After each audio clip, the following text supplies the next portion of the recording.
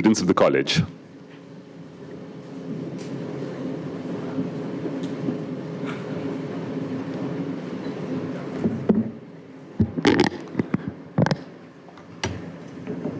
I request you all to kindly bow your heads in reverence for the prayer.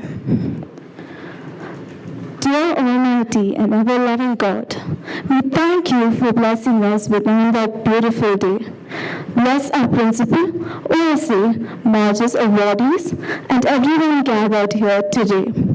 We pray and ask you to bless our OSC for the excellent initiative to recognize the achievements of many Josephites. May this continue and inspire many others. We pray for all the Magis Award winners. Lord, thank you for their contribution and achievements in their respective fields. May they continue to add value and be inspiration to the world at large. We seek your presence and guidance throughout this program. We ask this in your holy name. Amen.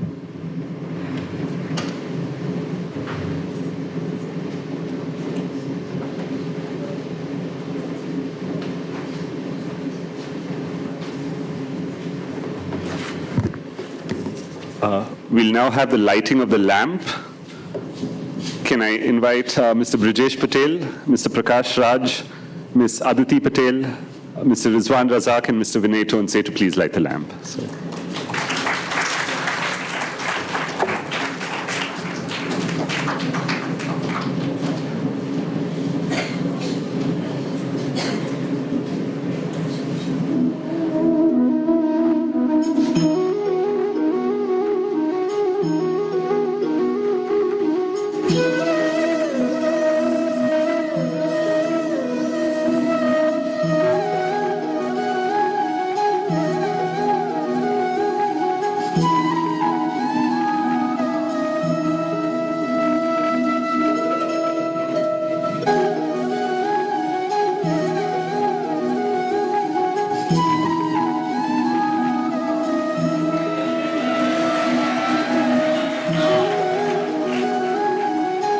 Can I please have the award winners along with Father Charles Rosado and our President Chetan Venugopal on stage, please. You're giving the award? The last person walking on stage.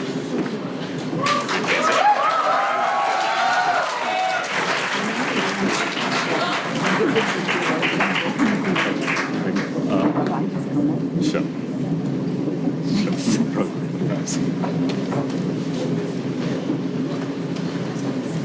Wait, yeah, I'm coming.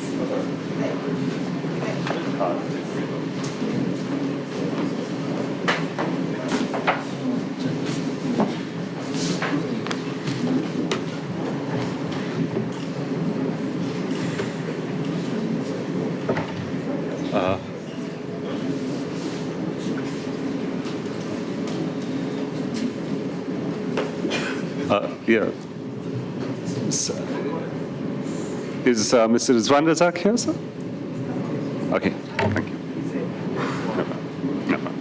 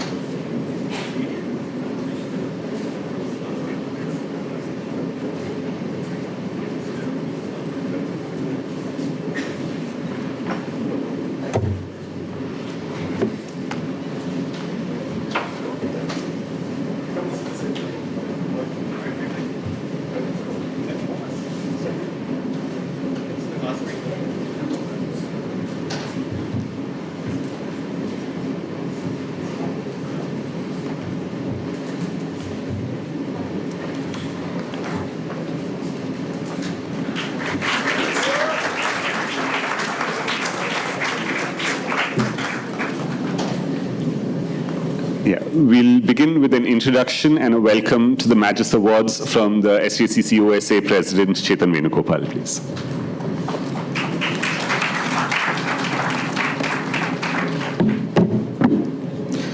Respected Principal, Father Dr. Charles Lasrado, legends of Indian cricket, one of the legends of Indian cricket, Mr. Brijesh Patel,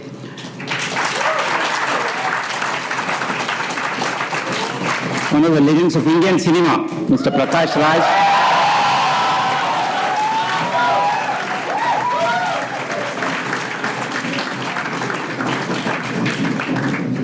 co-founder and managing director of Prestige Group, Dr. Rizwan Razak,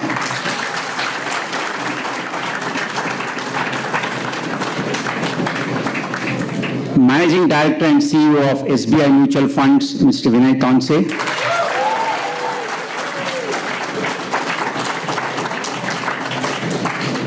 Chief Financial Officer of the multinational company 3M, Mr. Monish Patolawala. Unfortunately, he is not able to join us today. He is represented by Sister Aditi. Welcome, Aditi. I'd also like to welcome Mr. Vinay Tonsey, past President OSA, Mr. K. Raghu, past President ICAI, and also the winner of Magis Award last year. My colleagues from the Managing Committee, respected faculty members, staff, dear friends and students. It gives me great pleasure to welcome you all for the Magis this is the Magis 4th Award. It's really indeed a great pleasure in having such luminous personalities that we have on stage, and it's great to talk to them and meet them after a long time. The idea of setting up Magis Award was kind of conceptualized about 5 years ago. We have such great talents from SJCC, and we all felt at OSA that it's time that we recognize these great talents who have gone ahead and achieved stupendous success for themselves and also brought laurels to the country. So we thought of setting up this award 4 years ago. And the process is very transparent, fairly simple. The batchmates of the various, they send nominations to the select committee of OSA. And these nominations are reviewed and then the winner is selected. The principal of SJCC is one of the observers on the committee. And to name some of the past winners of OSA in the last 4 years includes Mr. Rizwan Razak, Mr. Mohandas Pai, Mr. Rahul Dravid, Mr. K. Raghu, Major Geeta Adhikari are some of the people who have been the winners in the past. So just a quick background about what OSA has been doing over the years. OSA has been working very closely with the college management, and we have been assisting and supporting them on many initiatives. One of the flagship programs that we are working with the college is the scholarship program, where we are able to fund the education of many of the needy students. But for this, we would have actually lost them out from education. They would have dropped out. So I must say a big thank you for a number of donors, our ex-Josephites who have been very generous in contributing to this fund. And with that, we have been able to educate a number of students. Thank you all for your generous contributions. Besides that, we have also been conducting many other programs like the skill development program. We all know that there's a huge gap between students coming out of college and in the job environment. So at OSA, we have identified certain major skills that are that needs to be inculcated in some of the people who are moving out of Joseph's into market, and we have been instituting certain programs which will help them to better prepare in the job market. This year, we are also looking at a career development mentoring program where we would like to get on board as a panel some of these great personalities as mentors. We have so many people among the students who want to become a sportsman, who want to become a businessman, who wants to become a theater or this thing. So they need some kind of a mentorship and some kind of an insight as to what it takes to be what they've achieved. So this is a mentorship program we want to do. Besides that, we've also been doing a couple of other programs like talk shows by leading personalities. We've been organizing many fellowship programs among the batch and a number of such programs. So this is what we have been doing. And before I conclude, I would also like to recollect my fond memories with some of the people on stage. First, Mr. Brijesh Patel. I have played with Mr. Brijesh when I was just 14 years old as a schoolboy and as a college. And I played first division when I was just 14 years, sir. I don't know if you remember that. And I played state and all of that. But at the age of 20, when I just completed my BCom, I quit my cricket in toto and pursued my chartered accountancy career. And I also recollect Mr. Prakash Raj, as we used to know him so fondly even then, and Mr. Vinay Tonsey, who were 1 year senior to me. And I remember we were just talking, there was a cycle stand. We had many interactions during those times. I really fondly recollect all of that. And it's been great seeing all of you. And with that, I would now request our Father to say a few words. Thank you.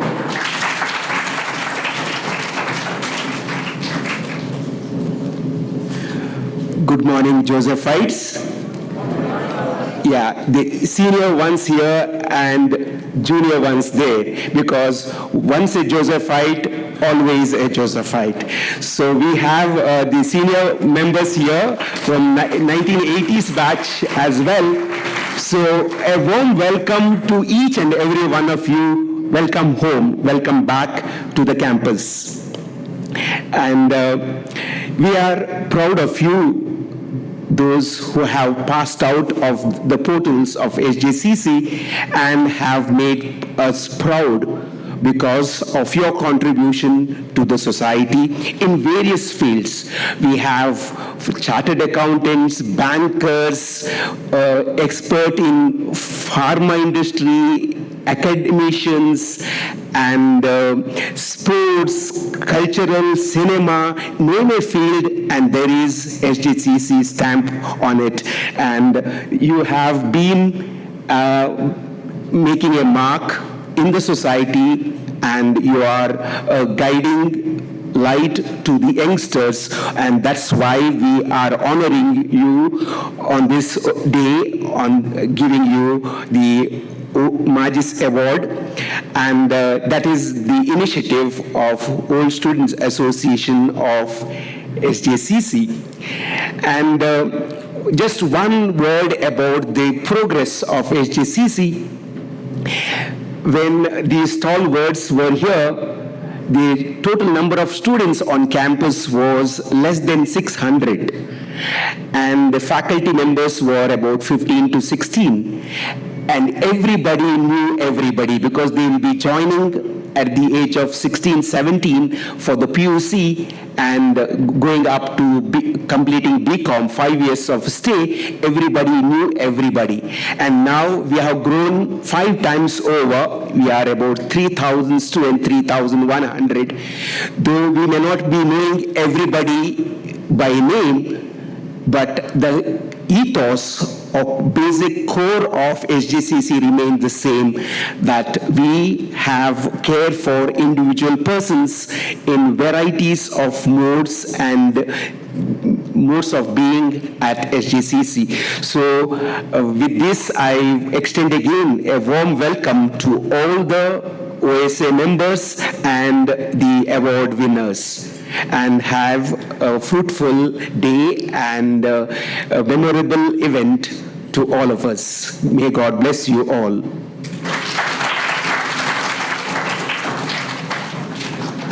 Thank you, Father. Can I call upon Mr. Nadeem Ahmed to please read the citation? Mr. Nadeem Ahmed is from the batch of 1975 and was in college with Mr. Rizwan Razak here. Thanks.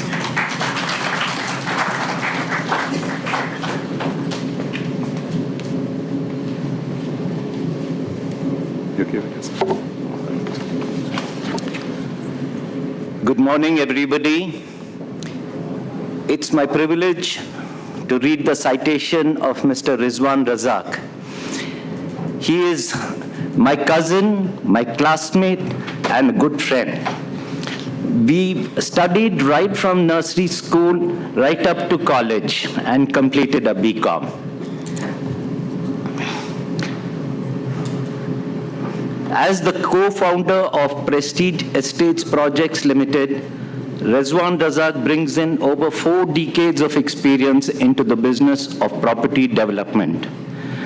Rizwan entered his family retail business in 1975 and diversified into property development in 1985. Today, he is the managing director of Prestige Group, India's leading property developer, where he has played a pivotal role in taking the company to its present level. Rizwan is not a person to be limited by business goals alone. A philanthropist by nature, he dedicated himself to coordinating the Terry Fox Run, a fundraising event in aid of cancer research in Bangalore. For this effort, the Governor General of Canada, David Johnson, during his state visit in 2014, awarded a medallion and scroll to Rizwan Razak. He staunchly supports Best for Knowledge, has created the most accomplished collection of Indian paper money from its inception to the present.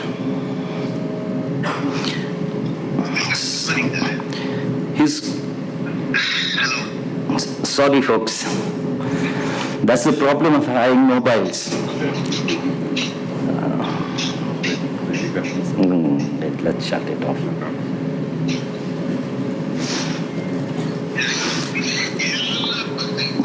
This hobby, fueled by his relentless passion and zest for knowledge, has created the most accomplished collection of Indian paper money from its inception to the present.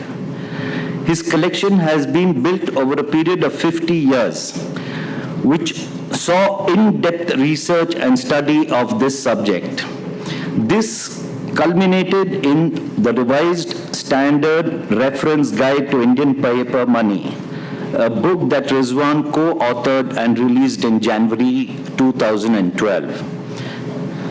This guide has become the single most reliable point of reference on Indian paper money. In 2017, Rizwan authored a second book, 1 Rupee, 100 Years, 1917-2017, to mark the 100th anniversary of the issue of the 1 Rupee note in India. Currently, Rizwan is the chairman of International Banknote Society. India Banknote Collectors Chapter. Rizwan shares his knowledge with students to promote numismatics as a hobby. He organizes numismatic events, seminars, competitions, and is highly approachable to the numismatic fraternity. He encourages budding collectors and writes regularly on Indian paper money for numismatic publications in India and overseas. Rizwan has been recognized with multiple awards by the International Banknote Society. The IBNS Education Program Manager presented the Certificate of Appreciation to announce that Rizwan has joined the online educational program to share his knowledge, to educate other IBNS members, and for the benefit of the banknote collectors community by presenting the history of paper money of India. His long cherished dream, Rizwan Razak's Museum on Indian Paper Money, dedicated to Indian paper money, is now a reality and is open in Bangalore. In 2021, the G.D. Goenka University conferred on Rizwan Razak the degree of Doctor of Philosophy, honoris causa, in recognition of his exemplary contribution in the field of Indian paper money. In the true sense, Rizwan is the restorer and preserver of a national heritage, which could otherwise have been easily lost. His name is synonymous with Indian numismatics and will always resonate at a mere mention of Indian paper money anywhere and forever. In cherishing his achievements and values, the St. Joseph's College of Commerce Old Students Association proudly awards Rizwan Razak with the Magis Award of Significant Achievement.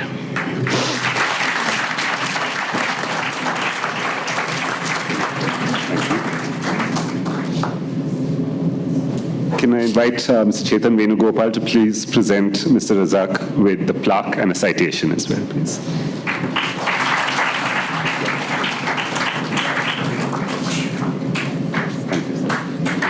I wasn't there. Perfect.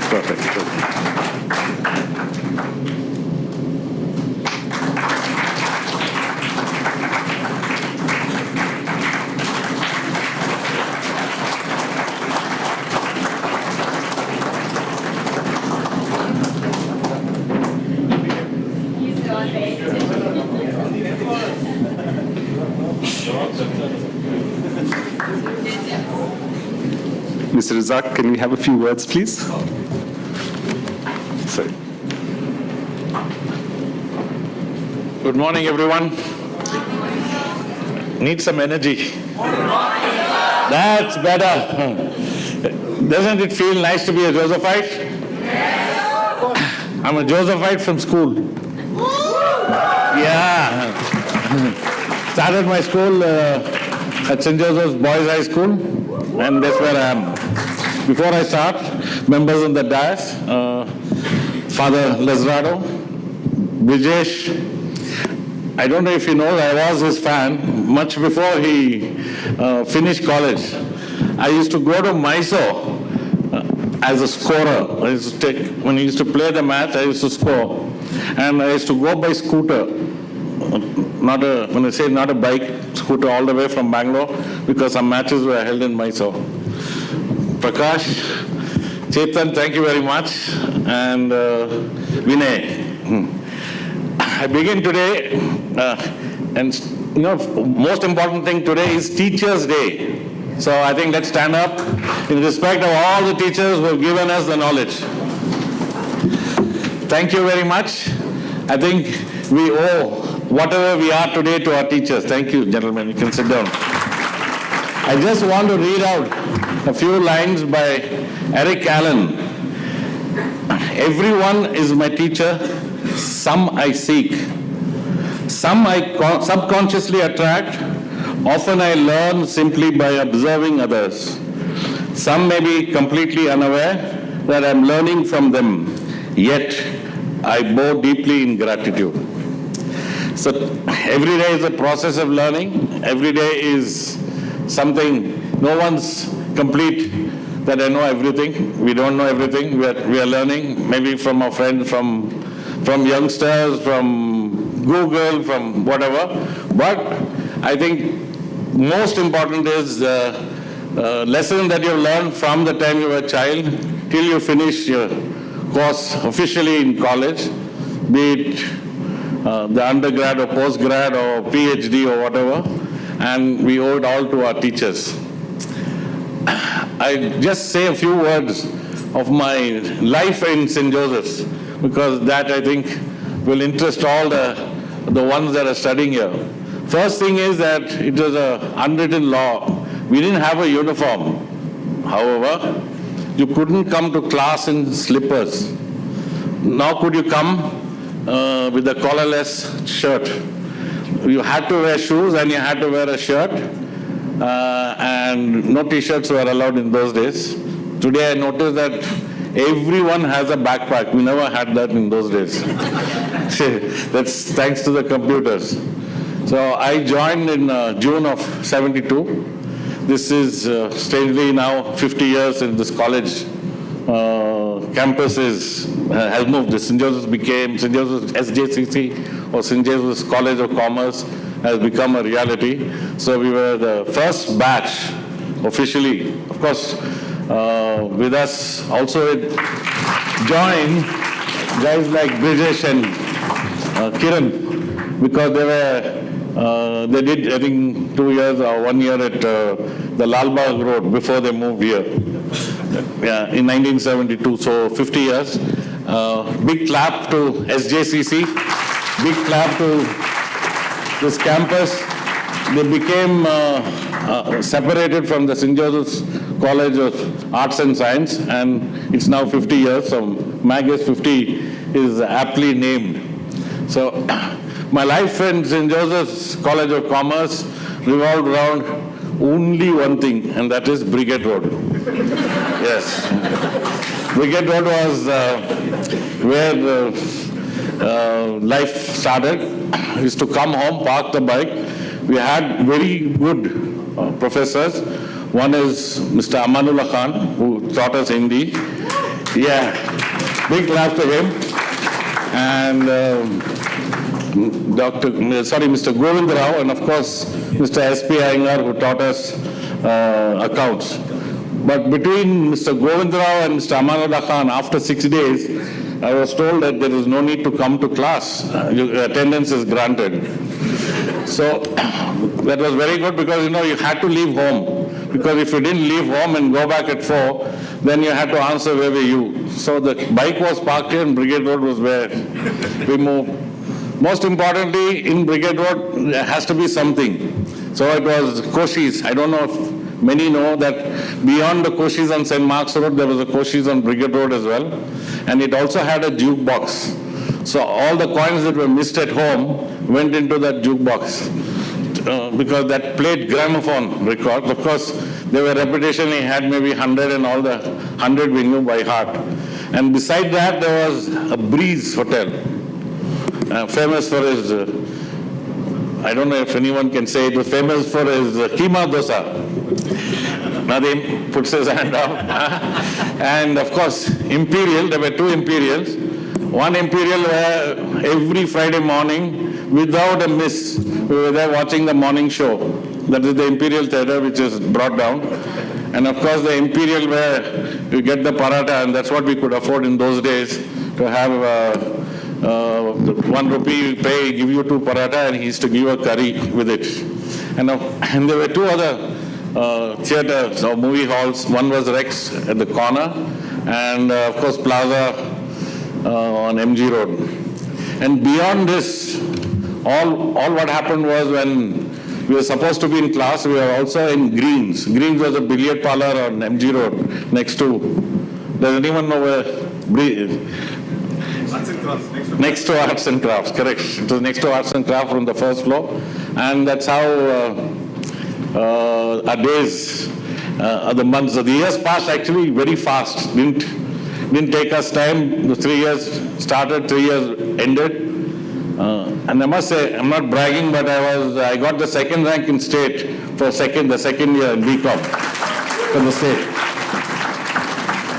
Didn't happen in the 3rd year or the final year because I got distracted with all the good-looking women in St. Joseph's and all the distractions that were there on Brigade Road and MG Road. One incident I'll relate because I was asked to say something, tell a funny incident that transpired while studying. We were also part of something called the NSS. Does anyone know what is NSS? Okay, NSS was National Social Service. Before I joined the college, I was part of the NCC at school. So Mr. Amanullah was in charge, so he said, you have no choice, you have to be part of it. So we went to a camp. The camp was in Singasandra, of course, and Singasandra sounded far those days, but it's just beyond Koramangala. It was a government school where we had to spend 2 nights. Anyway, everything was pre-arranged.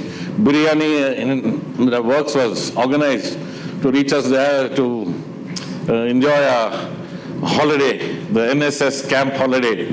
So,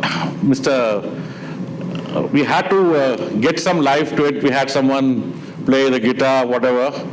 Then one day I decided that, we should now get Mr.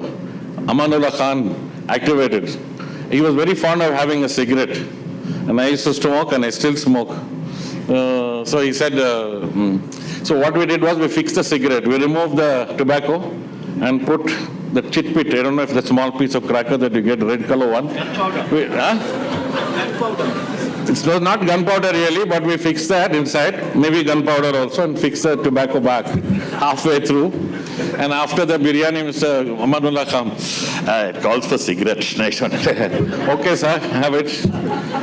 He went somewhere and Damal it went. So that was something that, even after 50 years, you think of it and you remember. It's only maybe 4 or 5 years. I don't know if he's still alive, Father. Because I saw him 5 years ago. I was on Cunningham Road, and he was in a wheelchair outside one of the hospitals there. I think he had something to do with his heart, so I stopped by and said hello to him. And how long since he's passed away? 2 years, okay.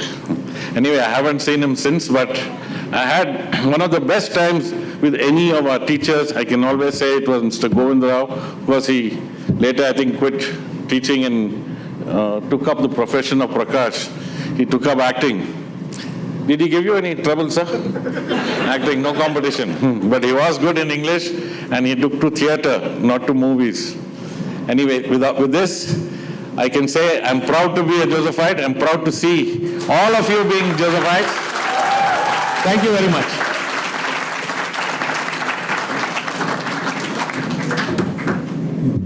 Thank you, Mr. Razak. Can I have Kaushal from the SJCC OSA to please read the citation for Mr. Monish Patolawala, who isn't available here with us today, unfortunately. A very good morning, everyone. So, upon leaving St. Joseph's College of Commerce in 1991, Monish Patolawala became a chartered accountant at A.F. Ferguson and Company. He gained valuable experience there for 3 years before joining General Electric. At GE, Monish held a variety of roles of increasing responsibility across its businesses. As Vice President of Operational Transformation, he led the company's transformation initiatives, driving operating rigor and lean management across the company. Monish left GE in 2020 to become Senior Vice President and Chief Financial Officer at 3M, and in 2021, his role expanded to become Executive Vice President as well as the Chief Financial and Transformation Officer. At both GE and 3M, Monish has proven that he can drive profitable growth in an ever-changing environment. He is also celebrated for his empathetic and transparent leadership style and for being a champion of diversity. Beyond his role as CFTO, Monish is also the executive sponsor of ACTION, that is 3M's Asian American Employee Resource Network, which advances diversity and leadership development for underrepresented employees. Last year, Monish shared his top leadership lessons at the North American Finance Executive Summit, including embracing waste, building accountability, and innovating quickly, but in a way that there's always safe space for employees to fail and learn. He is involved in multiple charities and is passionate about driving diversity and equality, as well as stamping out hunger in the world. The Old Students Association of St. Joseph's College of Commerce is proud to award Monish Patolawala with the Magis Award for significant achievement.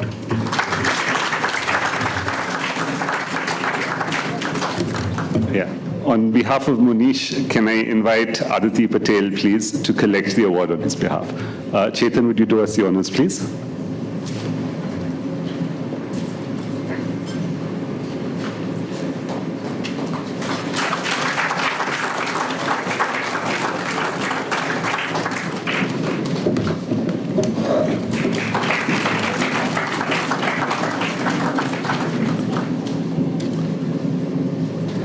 Thank you, ma'am. Would you like to say a few words, please?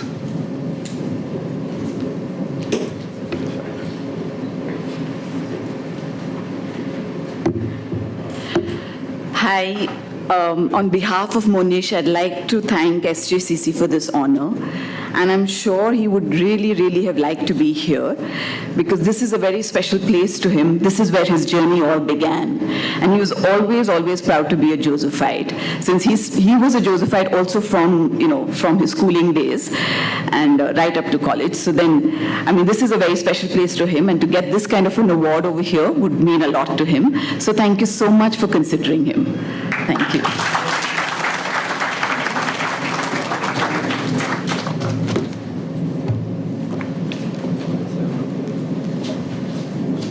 Thank you, ma'am. Can I call upon Ms. Suchitra, please, to read the citation for Mr. Vinay Tonsey?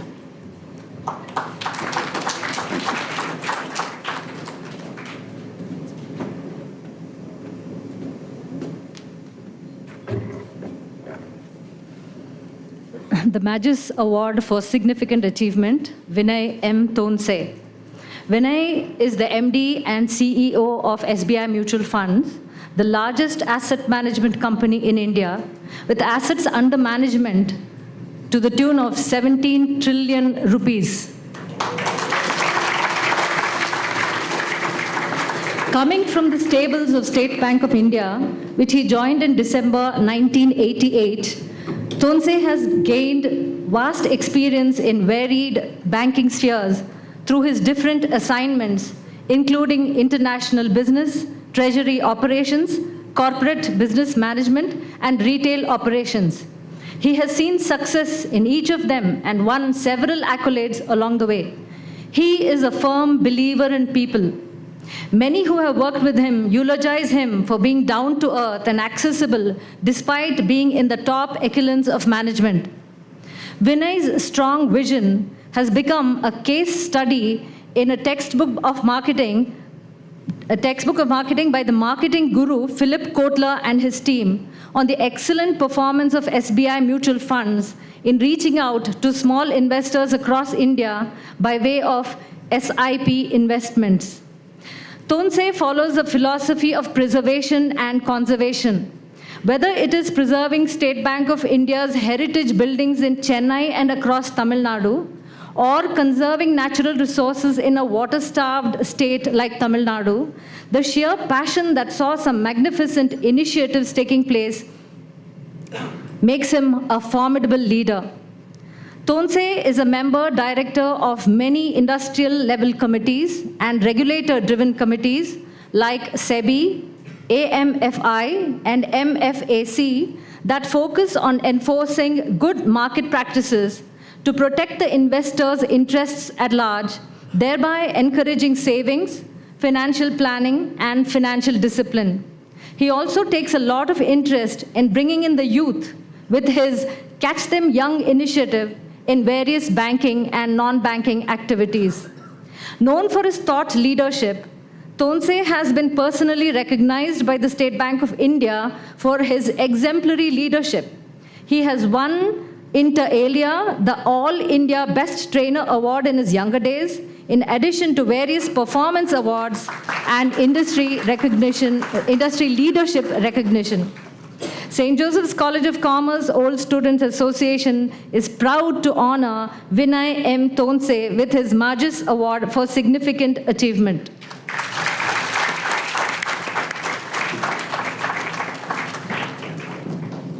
Perfect. Thank you, ma'am. Chetan, can we have you please present the award to Mr. Vinay Tonsey?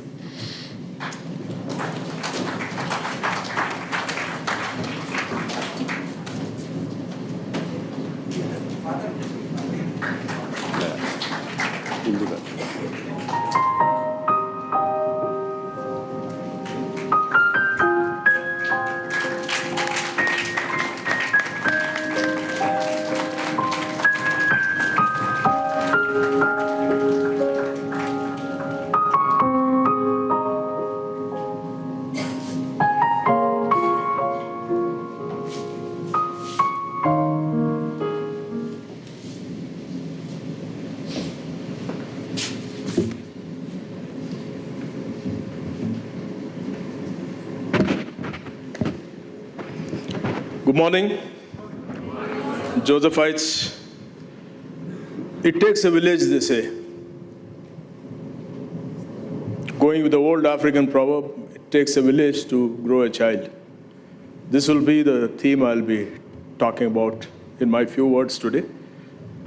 Respected Father Lasrado, all the faculty members here, the vice principals, and my co-awardees, starting with my childhood hero, Brijesh Patel, Mr. Razak, Prakash. We were benchmates for almost 5 years. Yeah. And Chetan, and my classmates who have gathered here, despite all their busy schedules, and my college mates, a special 50 this time, and I'm very happy that today all of you have gathered here actually represent the 50 years, the range We have people from the first batch, we have student Josephites from the first batch, as well as the current batches. I'm so happy that all of you are here today. It's a pleasure, absolute honor for me being here. I have very few words to talk about. Absolute honor to get the Magis Award today from all of you. Thank you very much, the SJCC as well as the OSCA. The event organizers have chosen the day well, 5th of September. We always remember in absentia all our teachers and lecturers who have done, who had belief that someday or the other these guys will grow into something. Their patience and perseverance was unmatched, right? All the names that we have taken. But today, this particular 5th of September, I have an occasion to be here in the college environment as well as be with the faculty here. Thank you very much. Some special and sweet memories of college. I mean, if I start talking, I think I'll go until evening, but then I'll cut it short. The best part was the small number of students. Actually, it was not even 600. If I recall right, one class into 500. Just around 500, and we would know each of them. So this was the best part. There was no one who was not known. The best part. And then some of the memories extend to the students today. Do you know where Mayo Hall is? Where? MG Road, Mayo Hall. Actually, there used to be a Mayo Hall here, just behind this. The lawns there were called Mayo Hall. Kannada, we used to have a lot of sheep also here. I don't know if any of you recall. There was this ground just behind the college where we used to have our lunch and play, have our cricket nets, right? The Mayo Hall was because the Kuri Mayo Hall. I mean, this was, so we didn't even have to walk across to the Mayo Hall. We had a Mayo Hall right here where we used to spend a lot of time. Whenever we would get, I wouldn't say actually kicked out, but very politely sent out of college, and if going to Kanti Sweets was dangerous, you would find us here. So, and today I'm especially happy that I see many of my close friends here, and the first two friends I made in college, I spent some time this morning with Vinay Tonsey and Prakash. The first two I made friends. It gives me immense happiness. Vinay I keep meeting, but Prakash, because of his schedule, we are only on touch on the WhatsApp or phones once in a while. But this morning we had breakfast, and it was an honor for me actually to be with the two of you. I still remember the way I became when I walked into the college, escaping all the ragging. When I eventually reached my classroom, I had no intent of becoming a backbencher, right? I was sitting very, very like a decent boy on the front bench. Now there comes Prakash. He was just walking past. He had actually no business to say hi or anything. We don't know each other, right? Somehow he saw me, took pity on me sitting alone there. He said, "Yeah, no, Martha, let's go back." As if we are old friends. So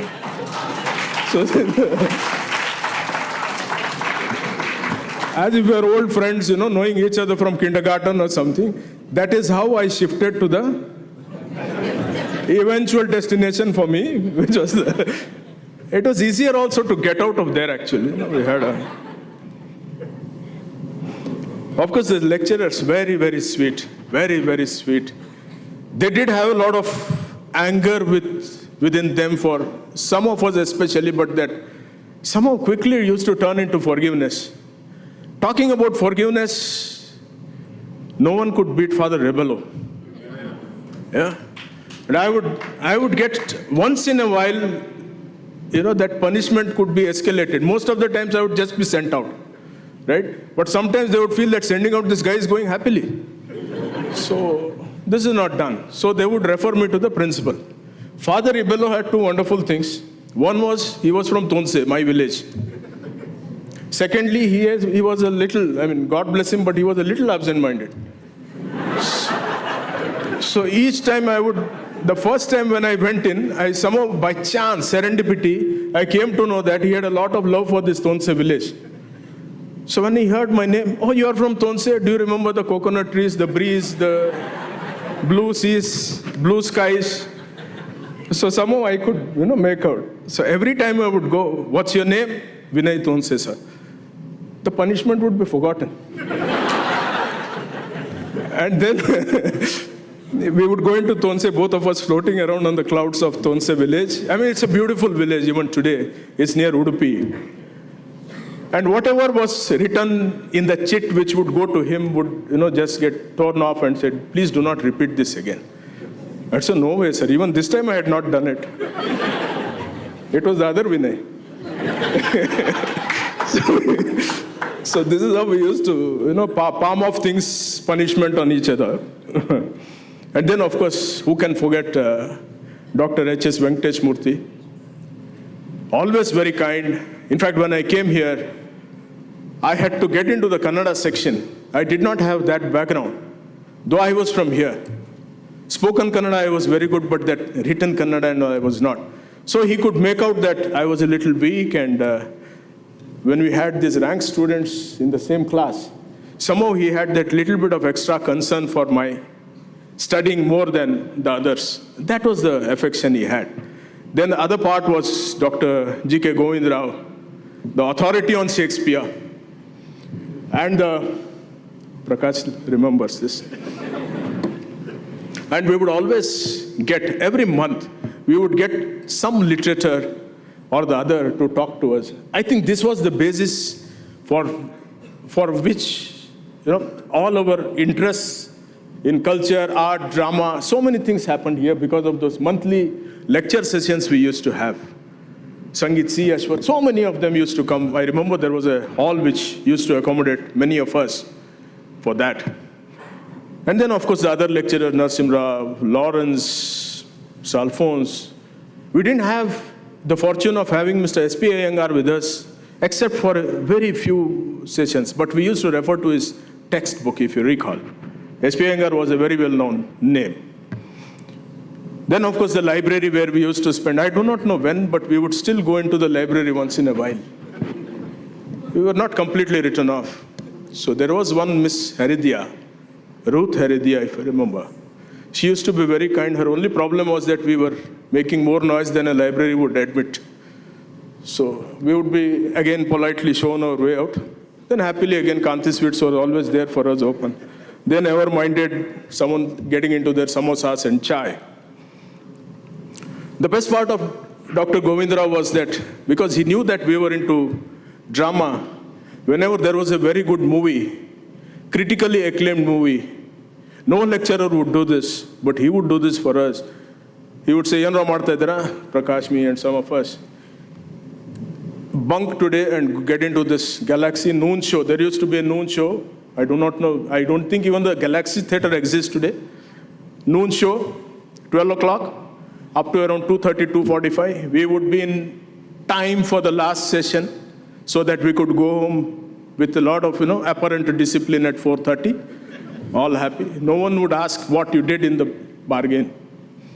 Sometimes my father would have to be called for attendance shortages. Then again, the Tonsey trick would work. Some of us in the corporate world talk about an inflection point. Right?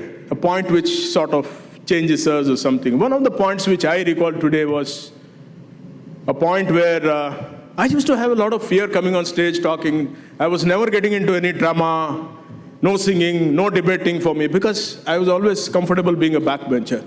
But there was one particular thing which I blame Prakash for, and Vinay also was there. There was this intercollegiate drama competition that was being held in Kannada. And then being a backbencher and a green room boy basically working for the stage, I used to help all of them. I was called into there used to be a room behind this, near that Mayo Hall I was talking about. There was a room there. This used to be alternating between a canteen and a Kannada classroom. Any of you remember this? Yeah, it was also a Kannada classroom. So all of us were gathered there. I went there for basically trying to see where I could help.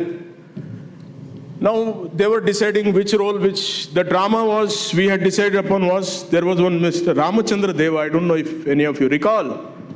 His play was Kudure Bantu Kudure, right? They chose Prakash naturally for the hero, Banu for the heroine.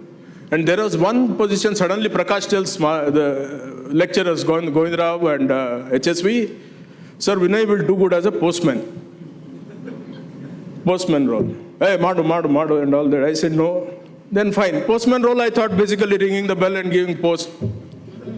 Actually, it was supposed to be a major part of it, and I had got into it.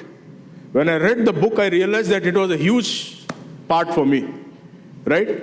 But then they said, no, you can't back out, no, you are done. And that was the, sort of an inflection point for me. And Vinay was supposed to be photographing that. He had a camera without a roll. Oh no, the roll was there, but it was not wound the other side. So it was not, that is how we had that play. It's sort of an inflection point for me. After that, no stage was big or small, whatever. I was used to the stages. So eventually, what has this college given me? Tremendous confidence. Wherever I go, you keep talking about once a Josephite, always a Josephite. I say this with pride wherever. Where have you studied? St. Joseph's. And if they do not ask me where was this college, I would say again, without even being asked, Brigade Road. Because anyone outside Bangalore also would have heard of the Brigade Road.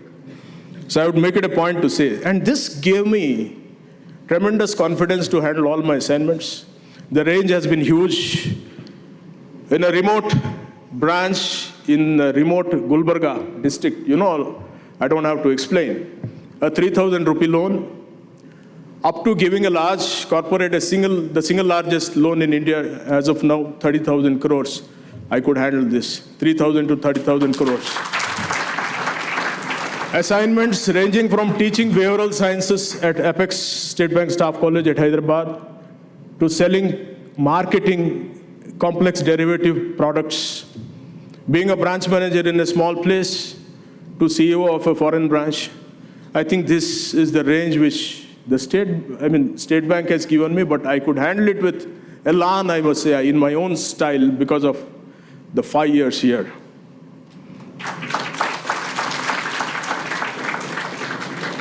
I have also been able to involve myself with confidence in some of the moving things in the financial services industry in Bangalore. I was part of many initiatives.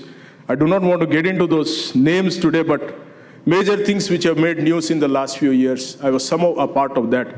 Like, without taking any names, I was the first person to file a case against a large corporate in the NCLT proceedings in India. And then recently when Franklin Templeton had a problem, we were the ones who were given the charge by the Supreme Court to liquidate those funds. And some of this, I was in the thick of things. And all this again from these 5 years. I think on the softer side, I've always believed in creating leaders. A new concept coming in today is what is called as invisible leadership. I think that is something which I've always believed in. And my people are always there. At the end of everything, they feel that they have done it themselves, if you remember the Lao Tzu saying. Again, I was talking about it takes a village. This has been a huge village for me.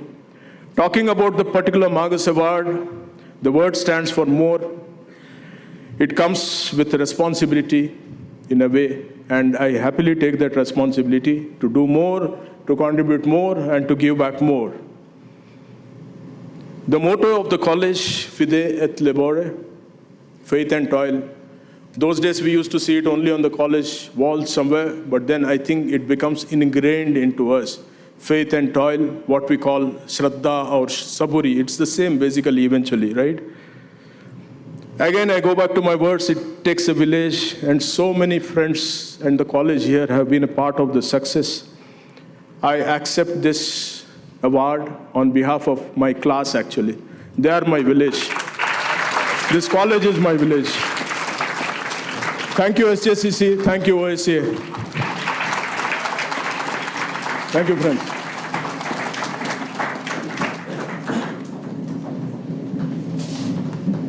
Thank you, Mr. Tonsey. We now move on to the lifetime achievements. And to begin with, I'd like to call on Mr. Kiran Bol of the 1973 batch to please read the citation for Mr. Brijesh Patel, also from the 1973 batch.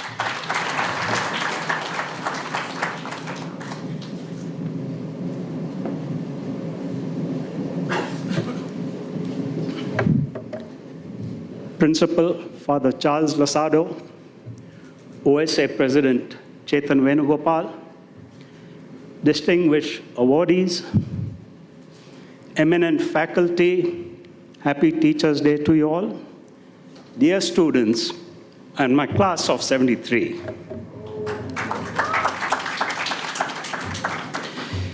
It gives me great pleasure and an honor to introduce a childhood friend of mine, Brijesh Patel. He was born into a business family of late Sri Parshuram Patel and late Srimati Indira Patel on 24th November 1952. Brijesh had his primary education from Baldwin's, Bishop Cotton's. Then later on, he finished his high school at Bangalore High School, and he graduated from St. Joseph's College of Commerce. Brijesh took to playing cricket at a young age, and after his exploits in the school cricket, was selected in the Indian schools team to Australia in the year 1968. He made his debut for the state senior team in the Ranji Trophy at the age of 16, etching his name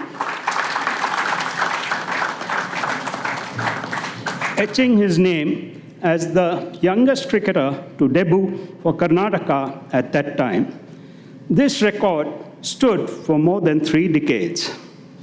Brijesh's cricketing career was an illustrious one, setting records in domestic cricket. He had the record for the maximum number of runs, maximum number of centuries in the Ranji Trophy for many years during an era in which the number of matches played was far lesser than today.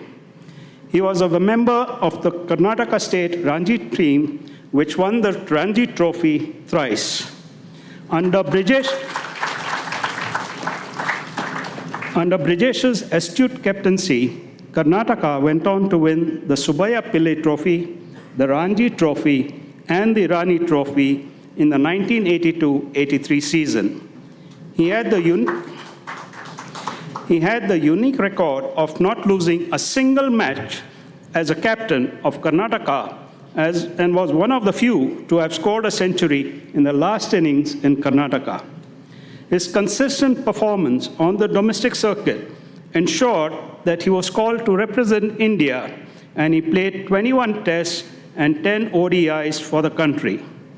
Brijesh was a member of the Indian team that scored a world record of 408 runs in the second innings to win the test against the formidable West Indies in the year 1976. He scored the winning run in the match and also an unbeaten 115 not out in the same series. Brijesh ventured into business post his retirement from cricket. He, however, stayed connected with cricket as a coach of the Indian junior team to England in 1996 and was the chairman of the Karnataka State Selection Committee in 1997. Brijesh was nominated as the manager of the Indian cricket team during the ODI World Cup in 1999 in England and the T20 World Cup in 2005 in Bangladesh. Brijesh was elected as the honorary secretary of the Karnataka State Association in 1999, where he introduced pioneering reforms. He had the distinction of ensuring that cricketing infrastructure was taken to the districts of Karnataka and was instrumental in KSC acquiring land across the state, creating modern enviable infrastructure at various avenues. With Brijesh as Honorary Secretary of the KSCA, the association pioneered with stadium improvement with the state-of-art drainage system, solar power, sewage treatment, and gas generated from the kitchen waste. Brijesh was also instrumental in setting up the National Cricket Academy at the Chinnaswamy Stadium and later became the director of NCA. He was also nominated as the chairman of the New Area Development Program of the BCCI. Brijesh was elected as the chairman of the Indian Premier League in the year 2019. His business acumen and astute leadership ensured that IPL was conducted even during the COVID years. Under his chairmanship, the IPL became the highest per match revenue earner, next only to the USA's National Football League. The St. Joseph's College of Commerce Old Students Association is very proud to honor Brijesh Patel with his Magis Award for Lifetime Achievement. Friends, Brijesh.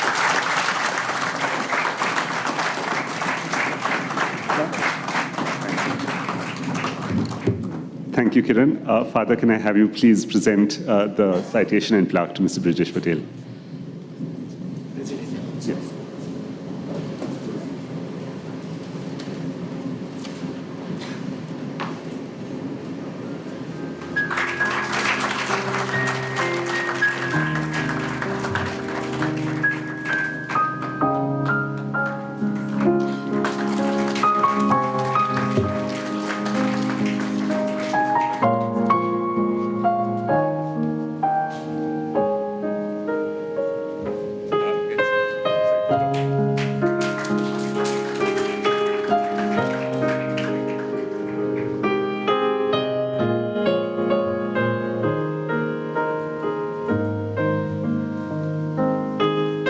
Thank you. Mr. Patel, can we have a few words from you, please, sir?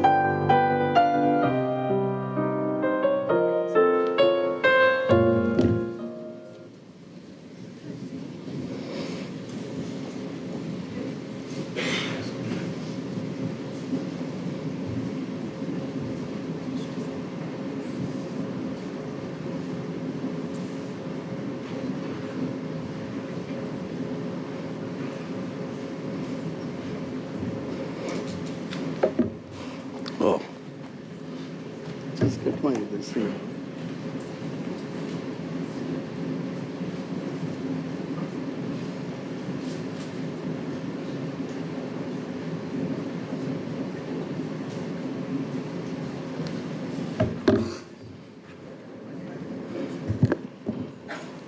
Good morning.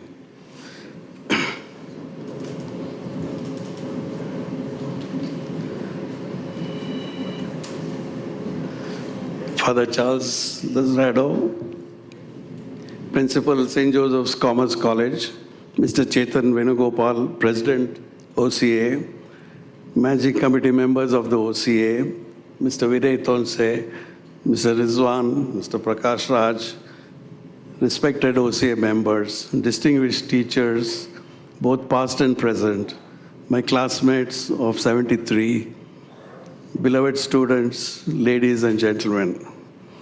Well, I'm a man of few words, so my speech is always going to be short, just like many of my cricket innings.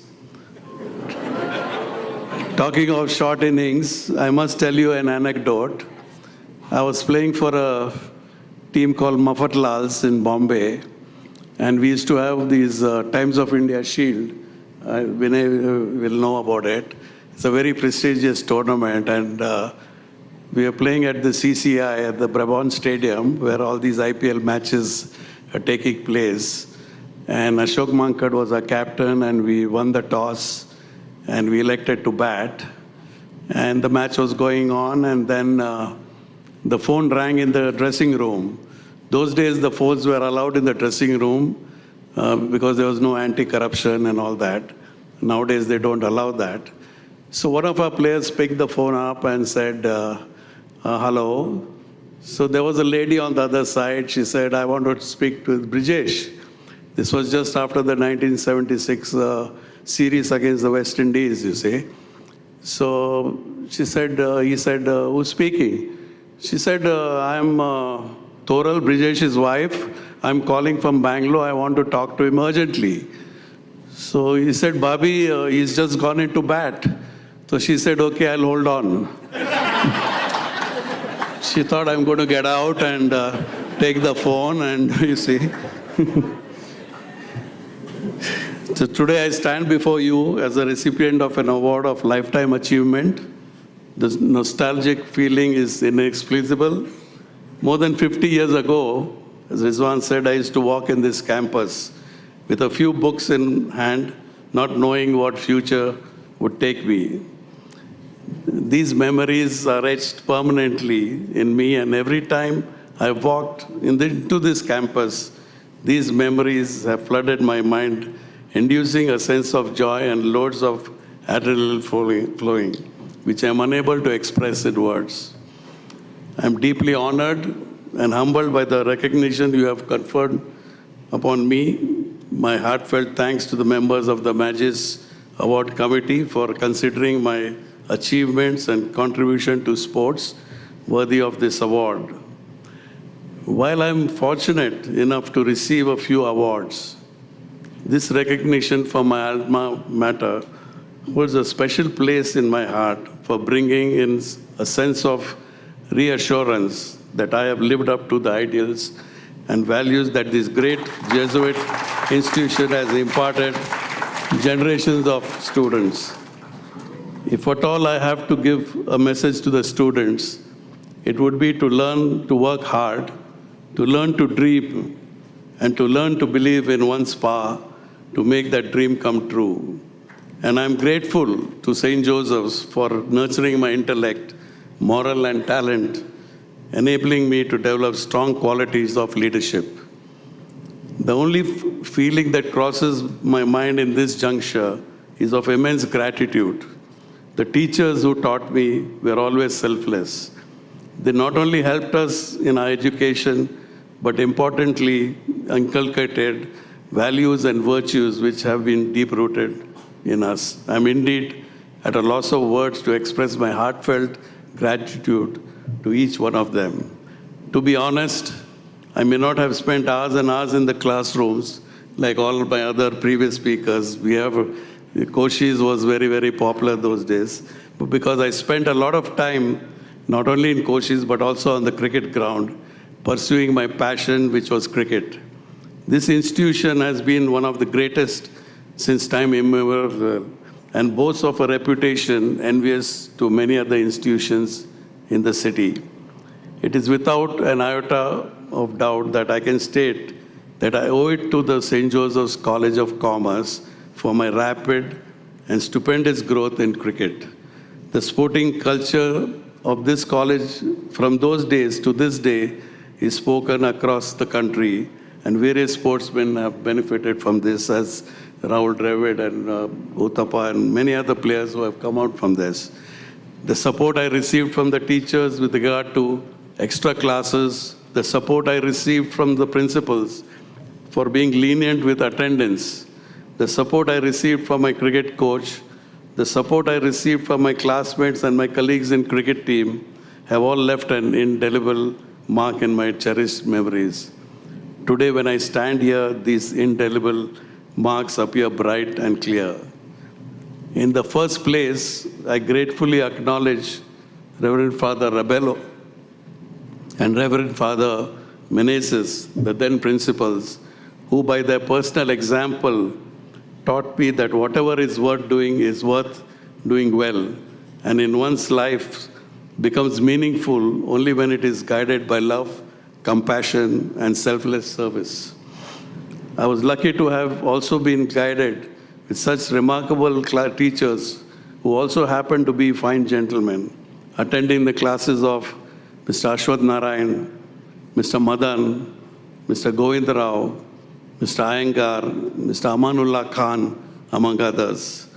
I take this opportunity to thank all my teachers from the bottom of my heart for touching my life and inspiring me to do my life's work.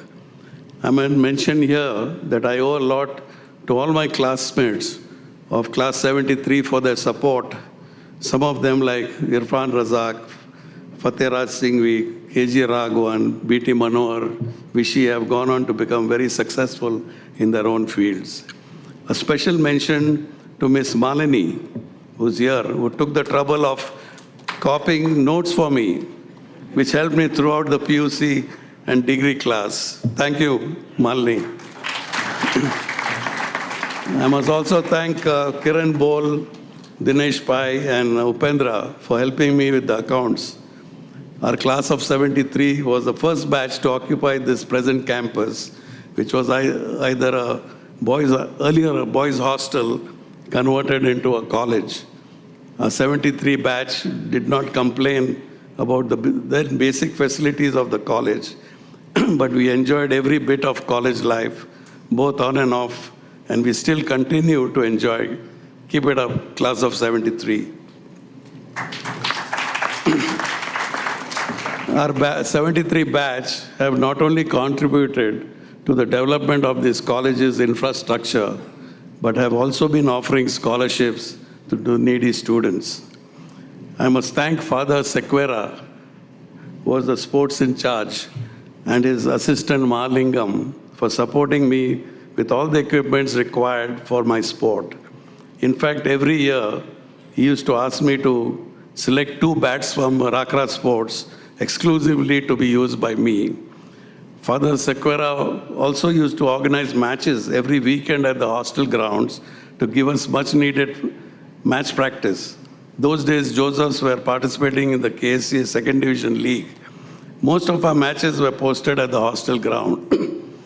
So Father Sequera also used to organize the lunch not only for our team, but also for the umpires. And our lunch was very basic. It was just some masala dosa, 1 karabat, 1 sweet and coffee. And also the umpires who were hardly getting 2 rupees for a match would enjoy this hospitality. In fact, in one of the matches, I had just gone into bat, and there was a close LBW decision, and I think it was, very, very close. I should have been out, but the, umpire was very kind, and he said, hardly, youngster. I don't know whether the hospitality worked or not. I'd also like to mention there that in spite of tremendous pressure, whenever I've requested for a seat in the college, all the principals have always obliged, including Father Lazarado. He told me there are 15,000 applications and only 1,000 get it.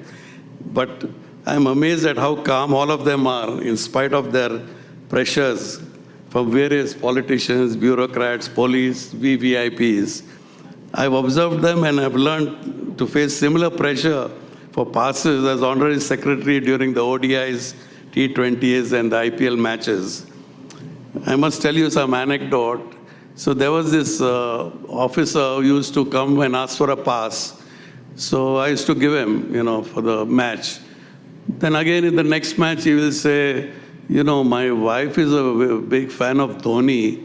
Can you, she's never seen a match, so can you give me a pass? So I would say, okay, I'll give you. Then again in the next match, he would say, my daughter is a big fan of Virat Kohli, so can you give me a pass? So again, I have to give him, oblige him. And then he said, no, Aliya bandidane, ongo. He happens to be in Bangalore. I said, I have not invited him. He just happens to be in Bangalore. So it's become a disease, this pass culture. There was one IS officer who was in charge of our sports and youth services. And every time we give him a pass and everything. And one of our international cricketers was getting married. And he called me up and he said, what is this? He has not sent me an invitation. I said, sir, it's not a match. It is a private function. So he's so used to, being invited. So I said, no, sir, it's private. This is marriage.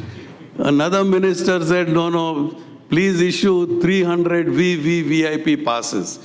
I said, come on, sir, how is it possible? Our capacity is only 400 and you want 300 VVVIP passes? He said, no, I've already committed myself. I said, it's my marriage. How you are inviting your guests? So, it has become such a disease, in fact, that pass. And one person who was a doctor, actually, a government doctor, used to sit in 2 hours in my office in front of me, give me a pass. I said, sir, this is a doctor, this is only 150 rupees is the ticket. It doesn't cost much. Why don't you, it contribute to the pass kodi. So I, took out my purse, gave him 150 rupees. I said, looks like you're hesitating to buy this ticket. Please take this. He took the money and,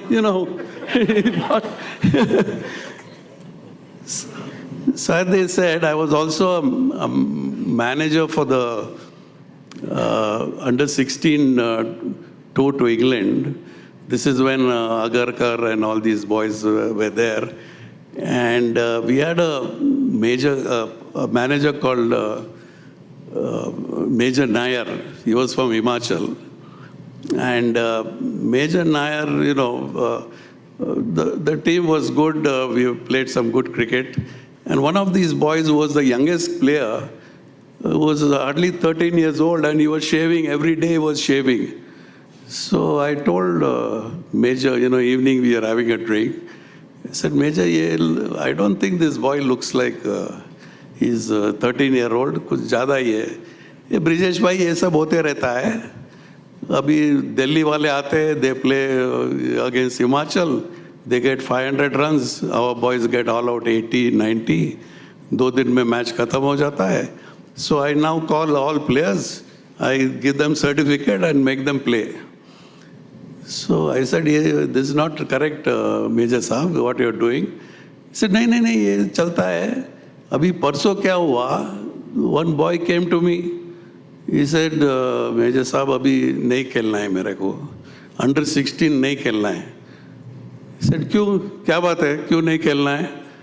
sir 6 साल से under 16 खेल रहा हूँ sir, मुझे अभी मत खिलाओ. So, he's begging there.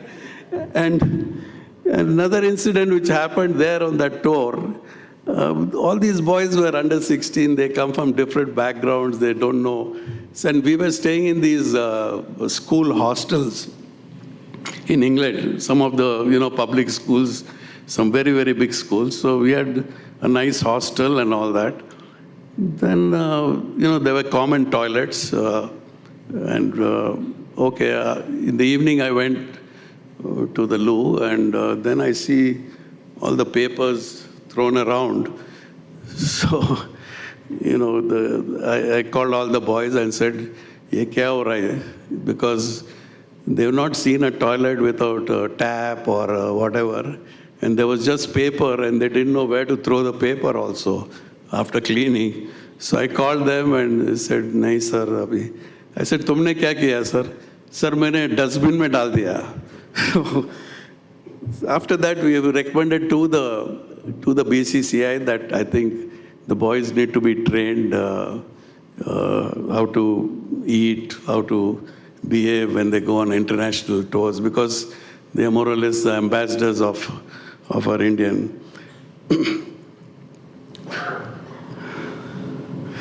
I've had the distinction of pursuing a successful business. I have been in public life as an administrator. I've also held various important posts and positions during all these phases of my life. The foundation that was laid by this institution has helped me in good stead. All through these phases, the economics of business and commerce of cricket played a major part, especially during the tenure as an administrator of the KSCA and chairman of the BCCI IPL League. When I took over the KSCA as honorary secretary, the balance sheet was negative. And when I left, we had almost 200 crores, even after spending on infrastructure, not only on the Chinnaswamy Stadium, but on cricket and infrastructure all over Karnataka. My vision as an administrator was to have international quality facility in all the 30 districts of Karnataka. We have now lands in Alur, Kolar, Davangere, Kodagu, Raichur, Hubli, Belgaum, Gadak, Karwar, and we are still looking for more land so that we want the boys to, in the districts, so that they can stay at home, study, and play cricket as well. With this initiative, almost 50% of our Karnataka team is from the Mofussil areas, as we find these boys are much focused, much dedicated, and very important, they're very hungry. As chairman of IPL for the past 3 years, we are able to successfully organize the 2 IPLs during the pandemic, when you, as you know, that the other major events like Olympics, Wimbledon, and other major tournaments were cancelled. We were able to show to the world that a world-class event could be organized successfully in spite of the pandemic. This also gave financial relief to the cricketers, support staff, umpires, groundsmen, event managers, hospitality industry, including transport as well. This also helped the viewers take their minds off the tragedy shown on TV 24/7. We followed strict protocols, and each season, I think we had more than 35,000 tests. Every third day or fifth day, we had to have the COVID test done. We had a successful auction of 2 new teams, which brought us more than 1,200 crores per year. This in turn increased the valuation of the other franchises as well. Next, we strategized on the new broadcast and media rights for the next 5 years. We decided to split the packages into 4 packages, 1 for linear, 1 for digital. The winner of the linear can opt for an auction with the winner of the digital package so that they have an opportunity to also back the digital rights. The third package was for non-exclusive marquee matches, opening matches, the last 4 matches, and also some marquee matches like RCB versus CSK, Mumbai Indians versus CSK. With this strategy, we were able to collect a whopping 49,000 crores. The per match rate of IPL is now 118 crores and is second only to NFL, as Kiran mentioned, beating all other leagues in the world. We are now finalizing the template for women IPL, and we would like to play this women's IPL from the 23 season. We see a good response to the women's IPL and are confident that we will be able to generate good income from both the media and digital rights, and also from the franchise auction. It will be a good opportunity for all our women players to gain financially. IPL has changed the entire economics of the game. Players both past and present have benefited from it. Last year, the highest paid got 16 crores per season. It worked out to say he's a bowler, he's 5 lakhs per ball he's bowled. Compare this with what I got when I played a test match, was rupees 750 for an entire 5-day test match. Then Bishan Bedi fought with the board and they gave us a 100% increase, 1,500 rupees we got.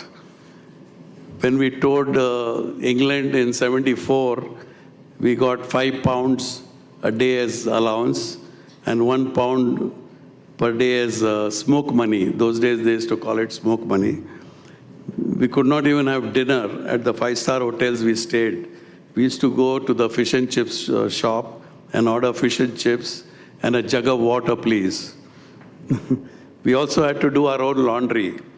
That's why we didn't dive for all those when we were fielding. I think I've taken a lot of time. I'd like to express my gratitude to my late parents who ensured that I got the best education possible wherever they are. I know they would be brimming with joy to see this award being conferred to me. Also, I'd like to appreciate the sacrifices made by my wife and my family, without whose support it would not have been possible to achieve my goals. I once again thank the OCA for having conferred this prestigious award on me. Thank you all.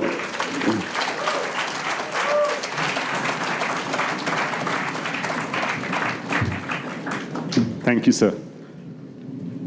Can I now call upon our past president, Mr. Vinay Tonsey, to please read the citation for Mr. Prakash Raj. Thank you.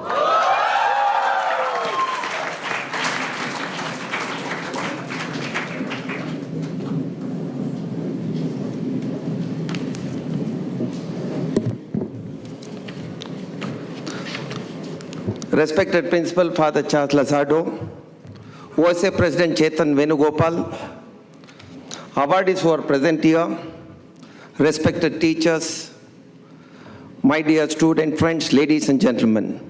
It's a great honor for me to read the citation of Prakash Raj, who went on to become Prakash Raj. Prakash Raj, as Mr. Vinay Tonsey said, was benchmate of me, Vinay Tonsey, and he himself, we were the benchmates. It's a great honor for me to introduce Prakash Raj. Actually, Prakash Raj does not require any introduction.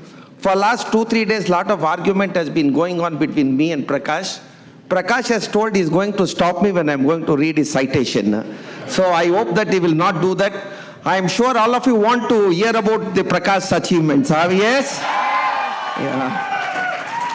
Thank you. Well, we are talking of none other than Prakash Raj, who is 57 years old, the genial, friendly and outspoken personality who is immensely popular for the varied ads that he has donned in his glittering career so far. A household name in the film land, Prakash Raj has won 5 national awards, 8 Nandi Awards, 8 Tamil Nadu State Film Awards, 5 South Indian Film Fare Awards, 4 Saima Awards, 3 Cinema Awards, 3 Vijay Awards for his stupendous work as an actor, film producer, director, politician, known Tamil, Telugu, Kannada, Malayalam and Hindi films, and the legion of fans have benefited from this unmatched works. A shy and unassuming student of St. Joseph's Indian High School, Bangalore, Prakash later became a dynamic and super active student at St. Joseph's College of Commerce, Bangalore. He was deep into drama and theatre during his college days itself, and fact that he would one day rise to become a wonderful actor was very much in evidence. After all, he has more than lived up to the promise with more than 2,000 street theatrical performances till date. Prakash started his career as a television artist with a good old Doordarshan dramas like Bisulu Kudure and Guddada Bhuta. He made his film acting debut in 1990 with Kannada movie Muthina Ara. The small screen could hardly be without him, and he was signed up for various television serials. Not satisfied with working in just one language, Prakash made his Tamil film debut with the renowned director-producer K. Balchandar film Duet in 1994. And it turned out to be a roaring success at the box office. It was Balchandar who suggested that he should change his name from Prakash Raj to Prakash Raj. Surely, he has illuminated the film world with all these acting skills and other ventures. From Kannada and Tamil, Prakash Raj scaled to new heights as he made his Hollywood debut as a police officer in English film Tropical Heat in the year 1993. A year later, he made another wonderful switch as he acted into Malayalam film Tekkarakare Superfast. How could Telugu be left behind? Expectedly, the versatile actor made his Telugu film debut with Sahanam. Soon after conquering so many peaks, Prakash Raj scaled the one of that was remaining Bollywood in 2004. He made his Hindi film debut in the year 2004, Shakti, and then 2004, Khaki. The circle was now complete for Prakash Raj.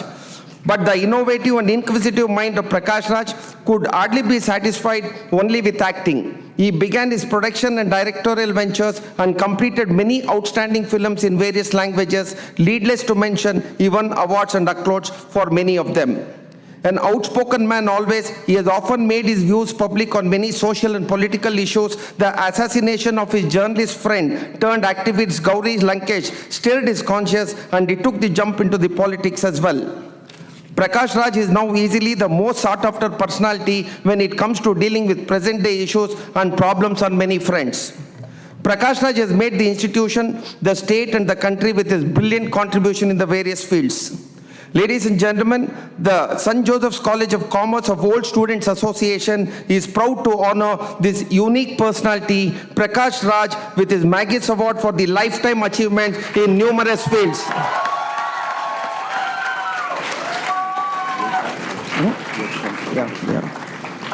Also, I would like to mention this. When we decided on the award winners, the discussion was there in the committee whether Prakash Raj will make it for receiving the award. I took the responsibility of bringing Prakash Raj for receiving the award, and I'm more than happy to say there was nothing I could do to Prakash Raj. I just sent him a text telling that they said we are going to shortly having the award function. I want you to be personally present to receive the award. He texted in a fraction of a second, I'll be there, Vinay, you let me know the date and time. And Prakash, you have kept up your word. We are very happy that you are here. Thank you very much for receiving the award.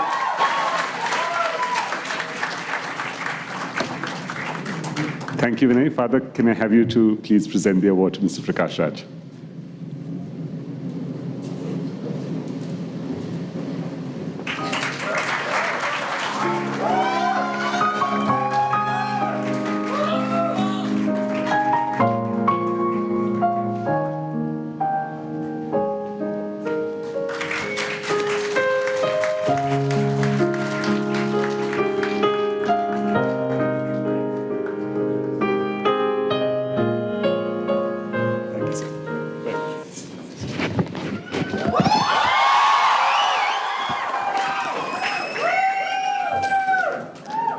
Good afternoon, everyone.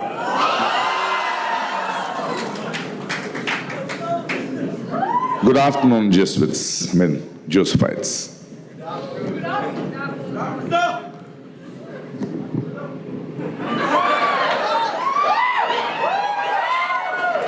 Do I talk like others, or do I send a mic there so that you have questions, we have an interaction? Yeah? Okay. It's an honor to be here. Just walking into me and Vinay, we were sitting together and having breakfast, and we were excited to meet Suchitra, Banu, and all our friends. Thank you for being here. I remember I was late to this college when I was joining, because I was in St. Joseph's Indian High School, and they thought I should do well in science, and so they put me into St. Joseph's Science College, Arts and Science. Then 10 days down the day, I wasn't comfortable with that college, because I've had a problem in my life is that I even now don't know what I want, but I'm very sure of what I don't want. So I didn't want to be in a science class. So I went back to my principal in St. Joseph's Indian High School, Puneet Prabhu. And I said, Father, I can't. Then he says, which college do you want to go? Because I was a very pet student there because of my debate competitions and because of my theatre there. And I said, there is a Kannada Sangha, there is a cultural activity which is happening very vibrant in St. Joseph's College of Commerce. Can you get me a seat there? And he said, yes. So I was 10 days late to the class, and it was 103 or 107 of us, and we were around 22 Kannada students. That is when I met all these people. But since then, what has happened in my life? Because I was not an accounting guy, not a commerce guy, even now. I come from a very low middle class family. My mother was a nurse with no much literary background or something. They had just left from Hubli and come here, my father from Mangalore. So they were nomads. There was no history of theatre or literature or education in my family. But what St. Joseph's did me in my school and my college was it empowered me. It gave me a space to be myself. So from my 7th standard in St. Joseph's Indian High School, my only way to escape was a debate competition or the scouting and things like that. But when it was college, it was very difficult because we come from the 60s, 70s generation. It was a lot of pressure to find a job, to achieve in life, but I didn't know what to do. I really did not know what to do, and whatever theatre I did in school or the debate competition, it was more of an escape to me. It was not looking like a profession. It was not looking like a way of life. And it had saved me because I used to love the claps. But college was a different thing. It was too big for me. I used to come in a cycle. And there were these two wonderful teachers I met, H.S. Venkatesh Murthy and G.K. Govind Rao. It was not just teaching Kannada. I used to speak Kannada well, and I knew the grammar of Kannada. But H.S. Venkatesh Murthy in this college, in this campus, taught me how to read a poem, how to perceive a book, perceive a novel, and encouraged me to do so, made me write. And we used to have classes where we were supposed to be the critics of a poem of K.S. Narasimha Swami or whatever it was. And there was this wonderful theatre person, G.K. Govind Rao, I was in awe with. What a wonderful soul. That he used to perform in our classes, whether it was Othello or whatever it was.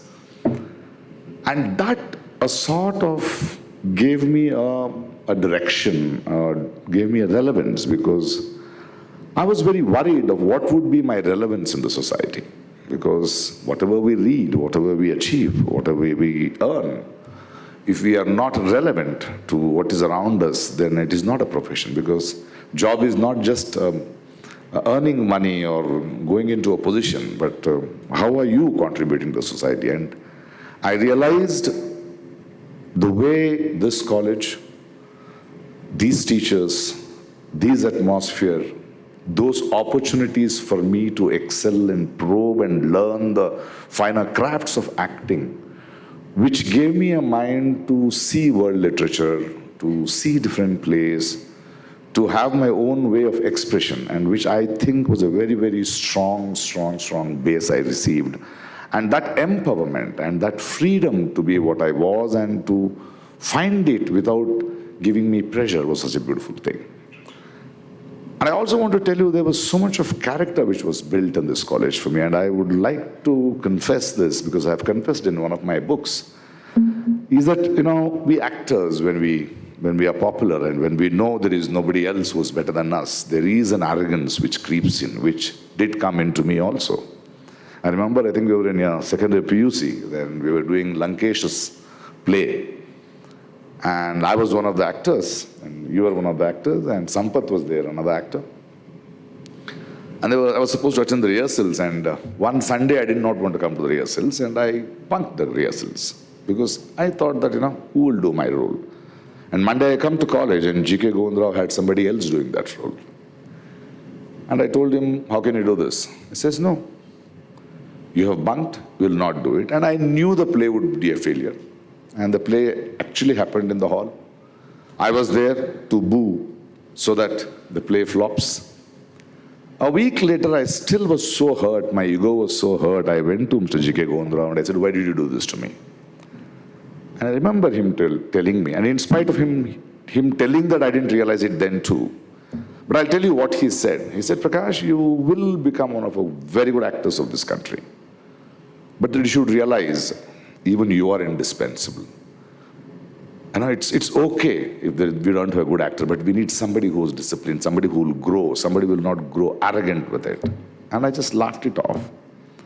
But many years down the lane, after 8, 6, 7 years, after me actually being successful, I was here for an event as a chief guest, and I did come with arrogance.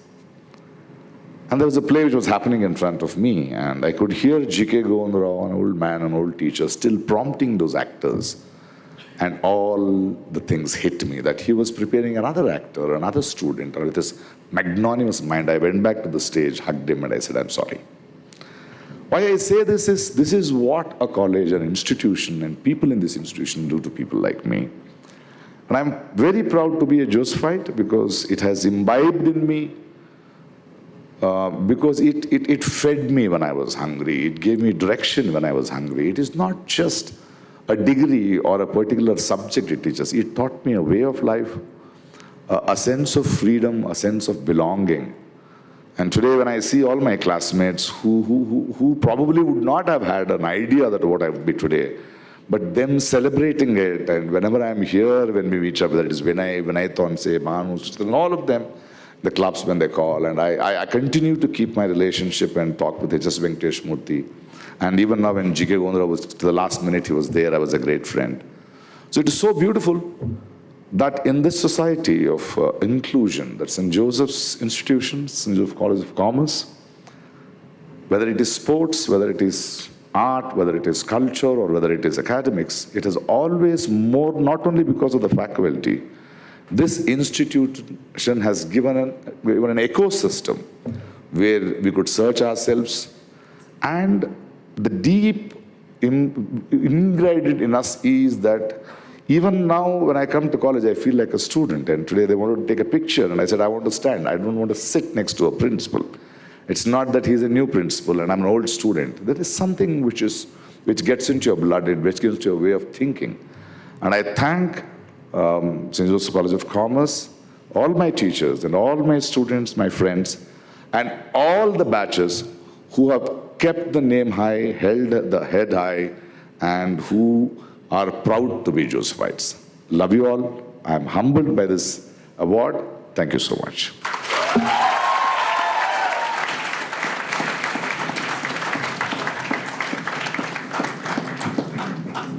Thank you, sir. Can we have another round of applause for all our winners today?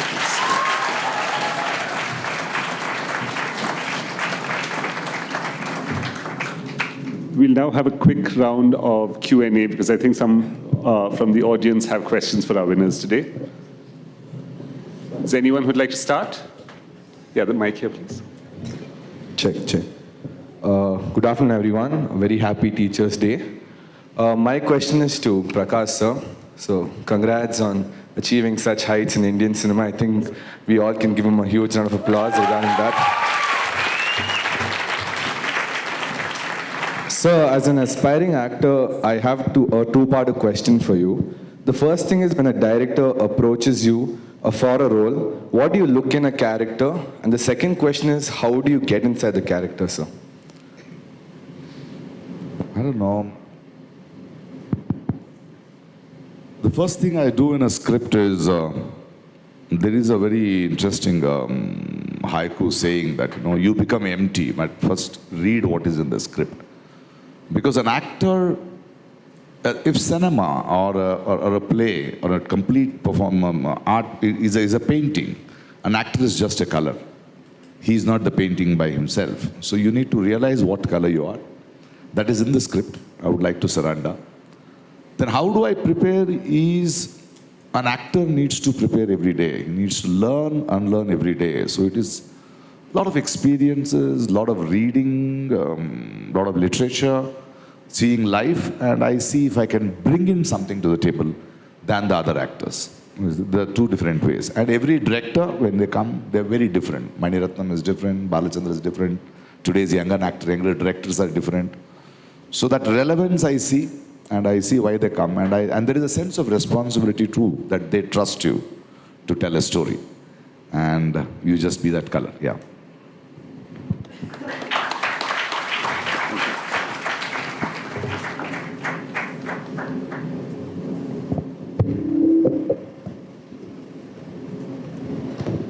Good afternoon, sir. My name is Arisht, and apart from your acting career, you've actually been a very vocal voice in the Indian political ecosystem, which I quite evidently follow.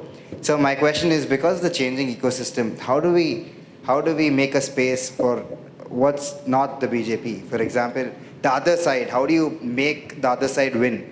And and another part, are you planning to contest the election anytime soon?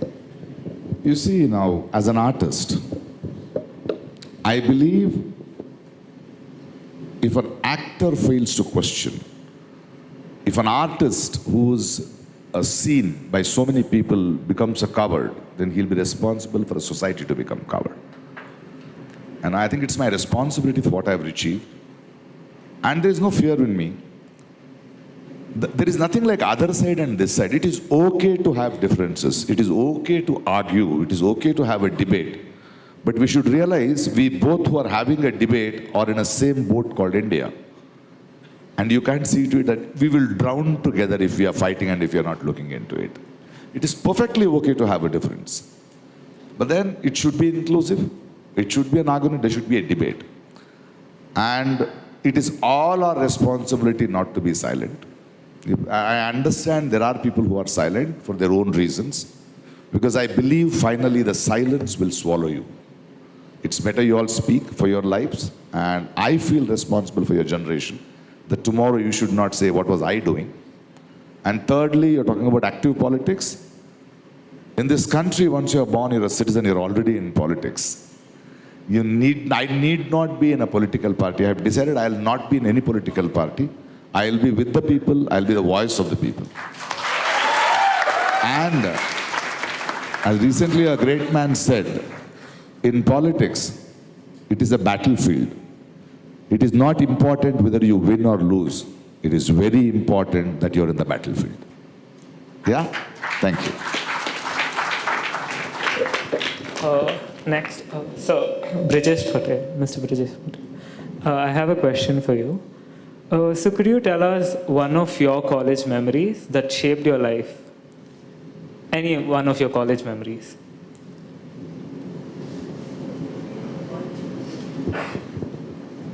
Basic. No, I mean, right from school, I've been, focused on playing cricket.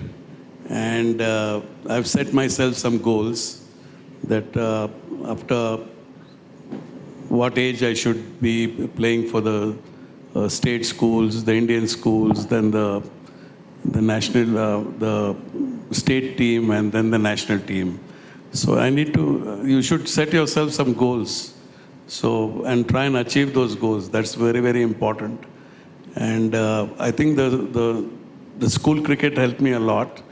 And then naturally the college, St. Joe's College gave me a lot of facilities, as I spoke about.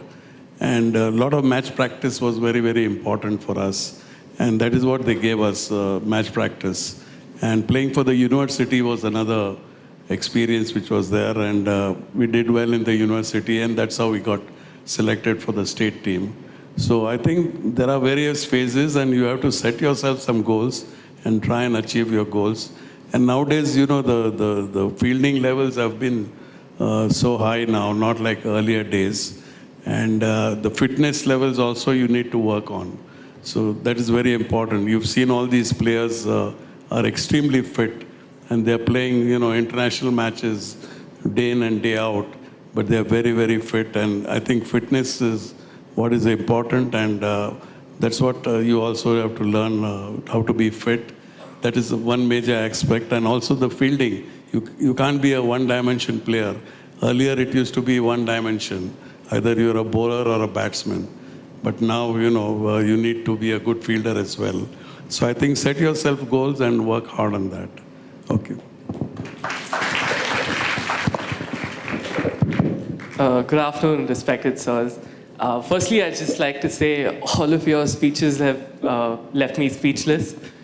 But this question is open to the panel. Do you feel fame is a double-edged sword? If yes, how? If not, how?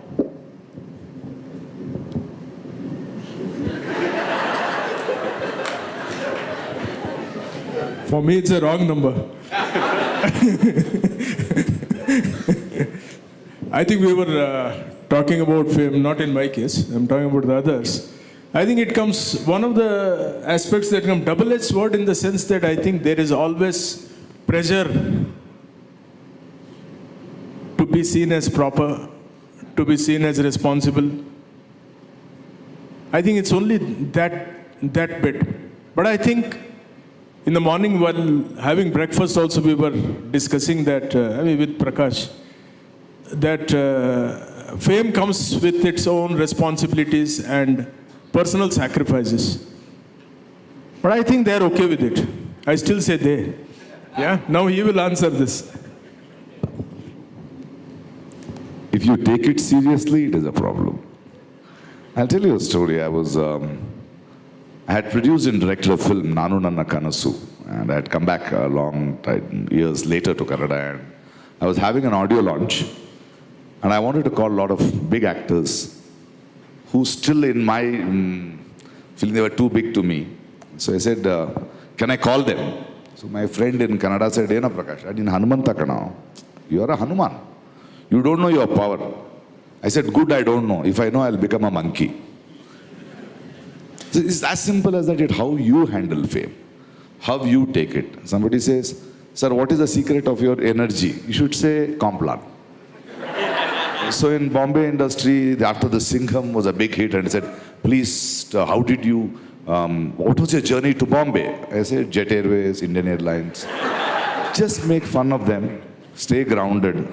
Because in my experience, more people have been destroyed themselves because of success than failure.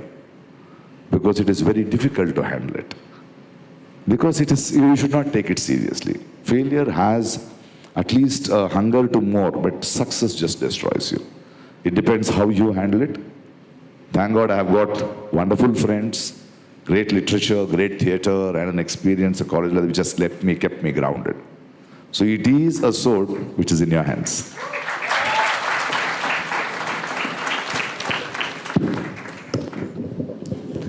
Very good morning, sir. My name is Ashika, and my question is to Vinay, sir. So you told you were a backbencher back then, but today you are the Chief General Manager at SBI India, and you have been the CEO in Japan for 4 years. But it's only 100 out of 1 reach where you are today. What would you tell or advise us, or how the way you build confidence in yourself to reach where you actually are today, sir? Thank you for that question. I'll narrate one example as to where I felt that I could do something. Even when I was in college, I was narrating this point where I got on stage, and very, very unique experience I had. In fact, after this entire drama was done, some of us had gone to the Kanti Suites for debriefing ourselves, right? I was the villain, hero, Banu heroine, right? There was a point of time where, I'll just come to that, we had gone to the Kanti Suites for a cup of tea and debriefing as to how well it went, and this went this way, hing madabodaitu, hang madabakaitu, all those things. Then I asked Prakash, yako illi kempide anta heli, you know? In fact, there was a point of time where I had to slap him, and I had actually slapped him. He said, then I said, I'm very sorry, Guru, nange gotte agilla. He said, that is good, yaar, you got into the character. This was one example. Then, while I was here, I was representing the state in archery, a very strange sport. Everyone was a cricketer, right? Most of them basketball, some of archery, no one had gone in. I was representing Karnataka. Ishtella agi kuda, I always felt that I had to do a lot more. You know, you're talking about that confidence part, right? Someday we have to decide that we are good and live up to that. I'll tell you this example which came a few months after I left college. There was a question which was coming that, like one of our previous students here was asking. What had actually happened was, I had left college, I had completed college and then gone on to my MCom in the university. So one day I got a call from someone here saying that you have to come to the college. So, and meet Dr. H.S. Venkatesh Murthy. I came, met him, sir, kartidirante. Illappa ninigeno ondu scholarship bandide, National Merit Scholarship. I said, sir, tamache madbedi, sir. Get the idea? He said, no, it's true that you missed the top 10 in the university by 1 mark. I never even knew that I was that good. That was the turning point for me. Then I thought that I can make something out of myself. But my advice is, do not wait for such a point to come. Right? I'm very sure that each of us has certain strengths, right? We have to realize that and work on those. And I'm very sure that all of us Please also remember our motto, Fide et Labore. What does that mean? Faith and toil. And working on our strengths with this motto in mind, I think each of us can reach the stars. Just have confidence in ourselves. Thank you.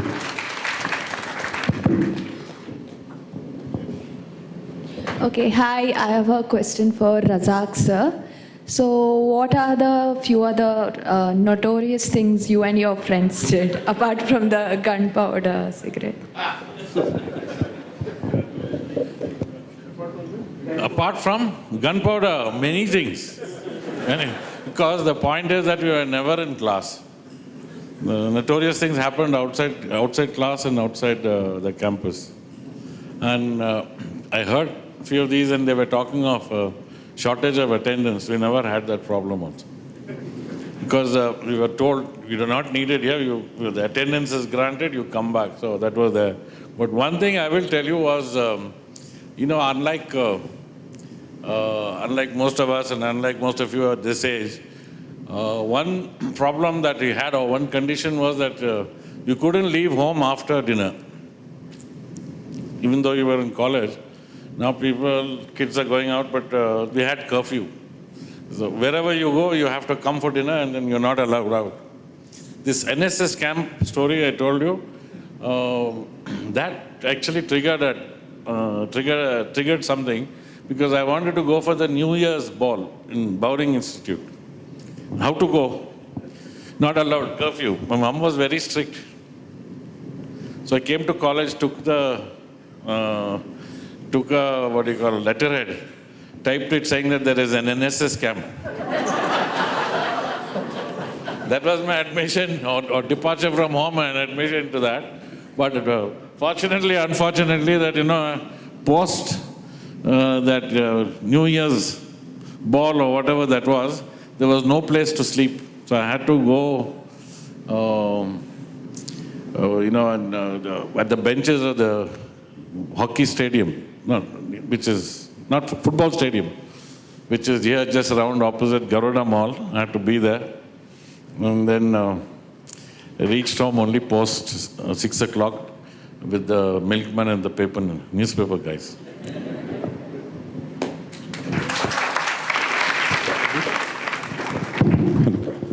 Good afternoon to the panel. Prakash sir, it's an absolute fanboy moment being able to interact with you. My question is kind of open-ended to the panel. So, considering how we have a renowned sports person, an actor, and two people from the corporate field, how do you kind of overcome setbacks? Because when you look at this generation, we tend to kind of stop progressing forward as soon as we overcome, or as soon as we face some sort of major setback.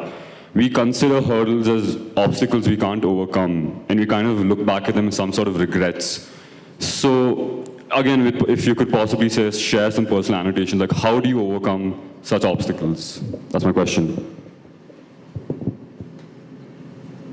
First is, there's no such thing as an obstacle. Obstacle is what you created in your mind. That obstacle has to get out, because you believe that there is an obstacle.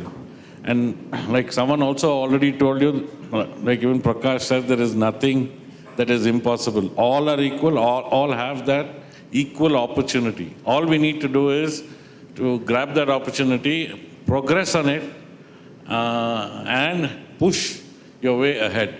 See, moment you've decided that it's an obstacle that you've already lost, you have to find ways to be sure that you will overcome anything that comes in your way. So, confidence, being sure of yourself, and persistent that I will succeed. Once you have this in you, there's nothing that can stop you. Because there's no difference between any one of you that are sitting here. All are equal. Some have done better, like Brijesh succeeded in what he's doing, is only because he persisted. He said he had the passion, he had the desire. He missed class, he got the attendance, but he was on the cricket field. He did his acting, he performed, he practiced. Same way, everyone who is become something is only because they have persisted and practiced and had their life to make sure that they succeed. So the success is within. You have to determine, you have to be confident to reach where you are. but I may a little elaborate for you. Yes, life is very unfair. Yes, I have made it with my talent, and I have seen in front of my own guys, a guy is more talented than me, not making it too. So it happens, obstacles, because it's very lonely at the top, and there's a little place on the top. All of us can't be number ones. You know, there's some little luck in spite of your hard work. But how I come across with these, because I have been denied a lot of things, whether it could be success in my field, or in my relationships, or in certain dreams I wanted to. But then, with experience, because it was literature, it opened up to a lot of things. I have made it a way of my life that success actually doesn't matter to me. You know, something what you achieve is something. Some things are tangible, some things are not, untangible too. So does it make you happy? And you have to let go also sometimes if it is too much. You could fight it, destroy it. Sometimes it may destroy you fighting it also. So it is your intelligence, it is your smartness, it is your adaptiveness at that point of time, every point, because it differs from everybody. If you're going to ask us who are successful people, we will only say that, you have the wish, you will do it. But we have been lucky too to be successful. It is not that we are best and we strode over the rest. It is not like that.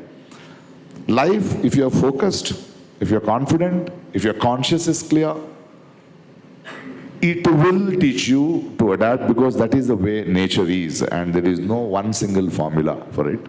But then be aware, be good but don't be a fool, and be acceptable, as simple as that.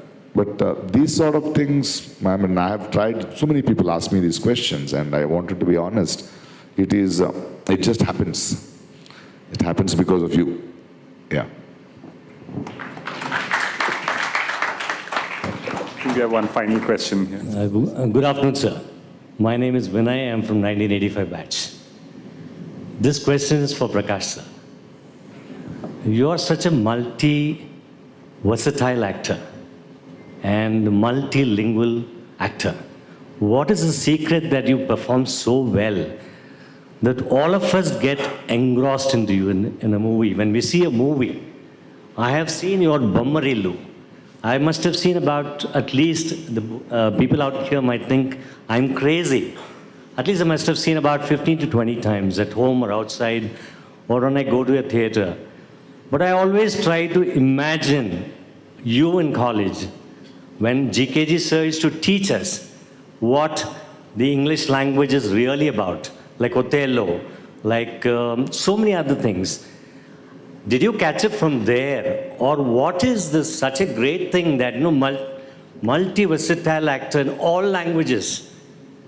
I don't see anybody else who has done that kind of acting. Sir, this is my request to you to answer. Honestly, I would honestly say I've been lucky in my journey. Because I've had teachers, I've had literature, and there was a very vibrant theatre moment when I left college. And there was Lankesh, there was Tejasvi. I was lucky that I did not go the other way. But I was there where there were great people like Tejasvi, Lankesh, Yuvar Anantamurthy, so much of Sidlingaya, there was theatre which was happening. And my parents did not stop me from meeting them late night, sitting there. And different plays I was open to, whether it was Western plays or Indian plays, Marathi plays.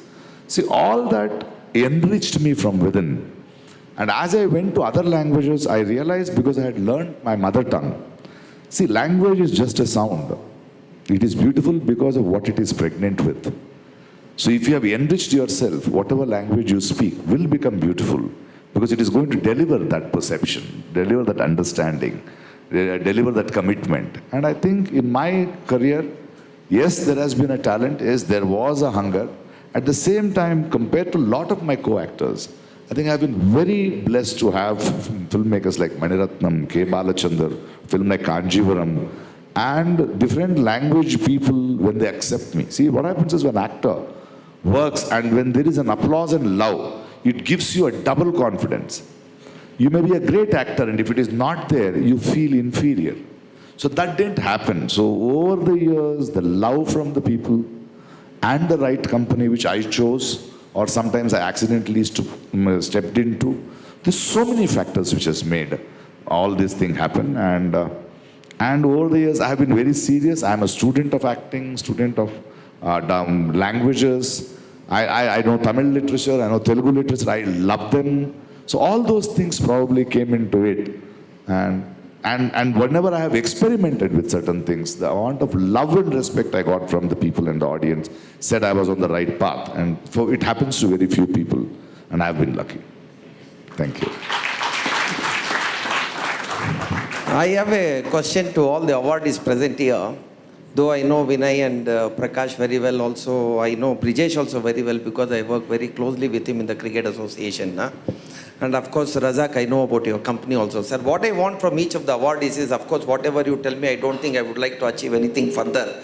We are at the stage of retirement. At least for the benefit of the students who are present here, one point I want you to tell, for example, in case of Prakash, when did it cross your mind that you will be ruling the film world? Like, I thought definitely you'll be a good actor, never thought you'll be going to Malayalam, Tamil, Telugu, Hindi. Which is the point where it really crossed that you should make good? Coming to Vinay Tonsey, I know very well he had a brilliant academic record. When did you really cross your mind that you want to achieve a managing director, chairman of a SBI mutual fund? Comes to Brijesh Patel, a very successful cricketer, very successful cricket administrator. When did it cross your mind, yes, I'm going to be successful, I'm going to achieve this? And of course, Razak sir, you also please tell, when is that crossed your mind that you are going to be a very successful, one of the biggest builder of this country? He's like yeah, exactly. He's like a machine gun. Can you hear? Actually, all will say the same what I'm saying. No one decides that we'll become what we'll become. Never. Because, when I was in college, all I wanted to do was sit under the coconut tree and drink pineapple juice. So, what really happens is that, it may be your commitment and your passion. Because one thing I didn't say, and luckily I have this opportunity to say that, I'm very passionate about collecting paper money. And I request the people on the dais and everyone who's here in the audience is just around the corner. It's at Prestige Falcon Towers on Brunton Road. It is probably the world's best collection on display on Indian paper money. It is also will teach you a lot of history beyond how money grew, because all our commerce students and anything about money excites people. It will be worth your while to pay a visit, have a look, learn how things change. You'll learn a little bit of history from the East India Company onwards to the British rule to our independence and till date. To answer your question, no one predetermines anything. It happens to you when the chance comes. He's standing in the slip and the catch comes, he catches it and he's the hero.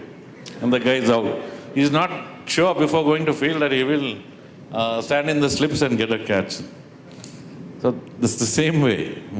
So the opportunity, when it comes, you have to take it. If you drop it, then Pakistan wins.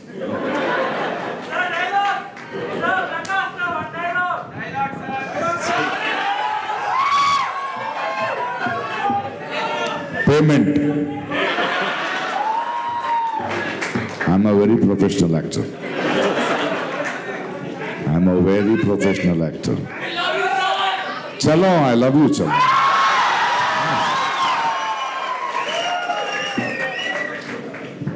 Perfect. Thank you, everyone.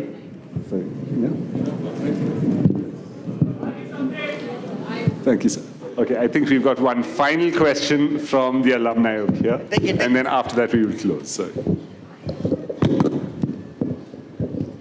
It's not a question, but what I had told Prakash when we were in first or second here, and I want to take back that statement. I'm the proudest to what you have achieved. I had told him, have you ever looked yourself in the mirror? And you are...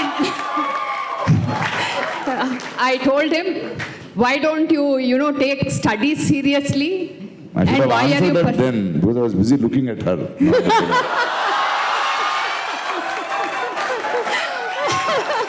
I love you. And Bommarillu, I don't know how many times, and I keep falling in love with you over and over again.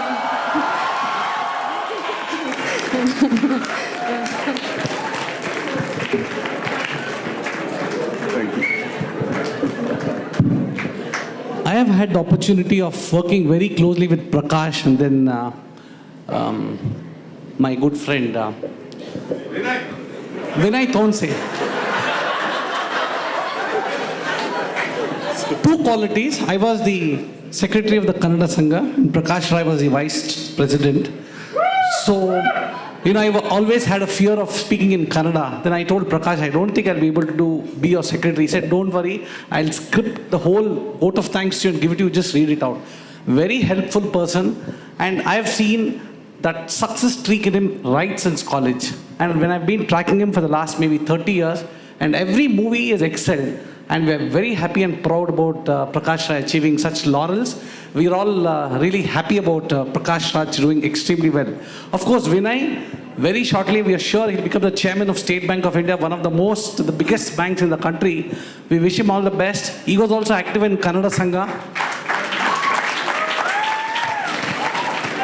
And both these gentlemen were very hardworking, very helpful. These are some of the qualities that have made them successful. I'm very happy to be amongst all of you today. Thank you. Are you guys not hungry? I'm hungry! All right, thank you everyone. We'll close today's function with the vote of thanks, and I'd like to call our OSA Vice President, Shashi Lewis, to present the vote of thanks.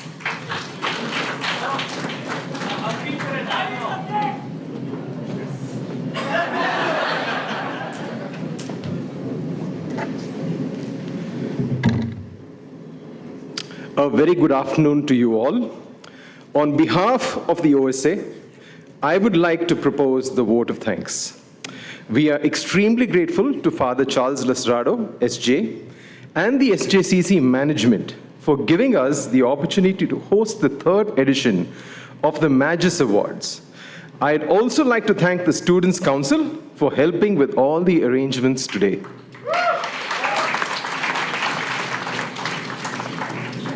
I would like to extend my heartfelt gratitude to Mr. Brijesh Patel, Mr. Prakash Raj, Mr. Rizwan Razak, Mr. Monish Patolawala, and Mr. Vinay Tonsey for accepting the Magis Awards for the year 2021.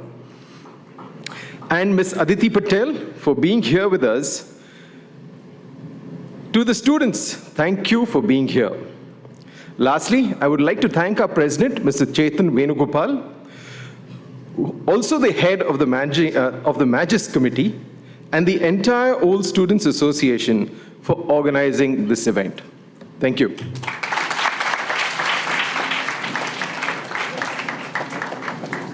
Thank you, everyone. Bye-bye. Thank you.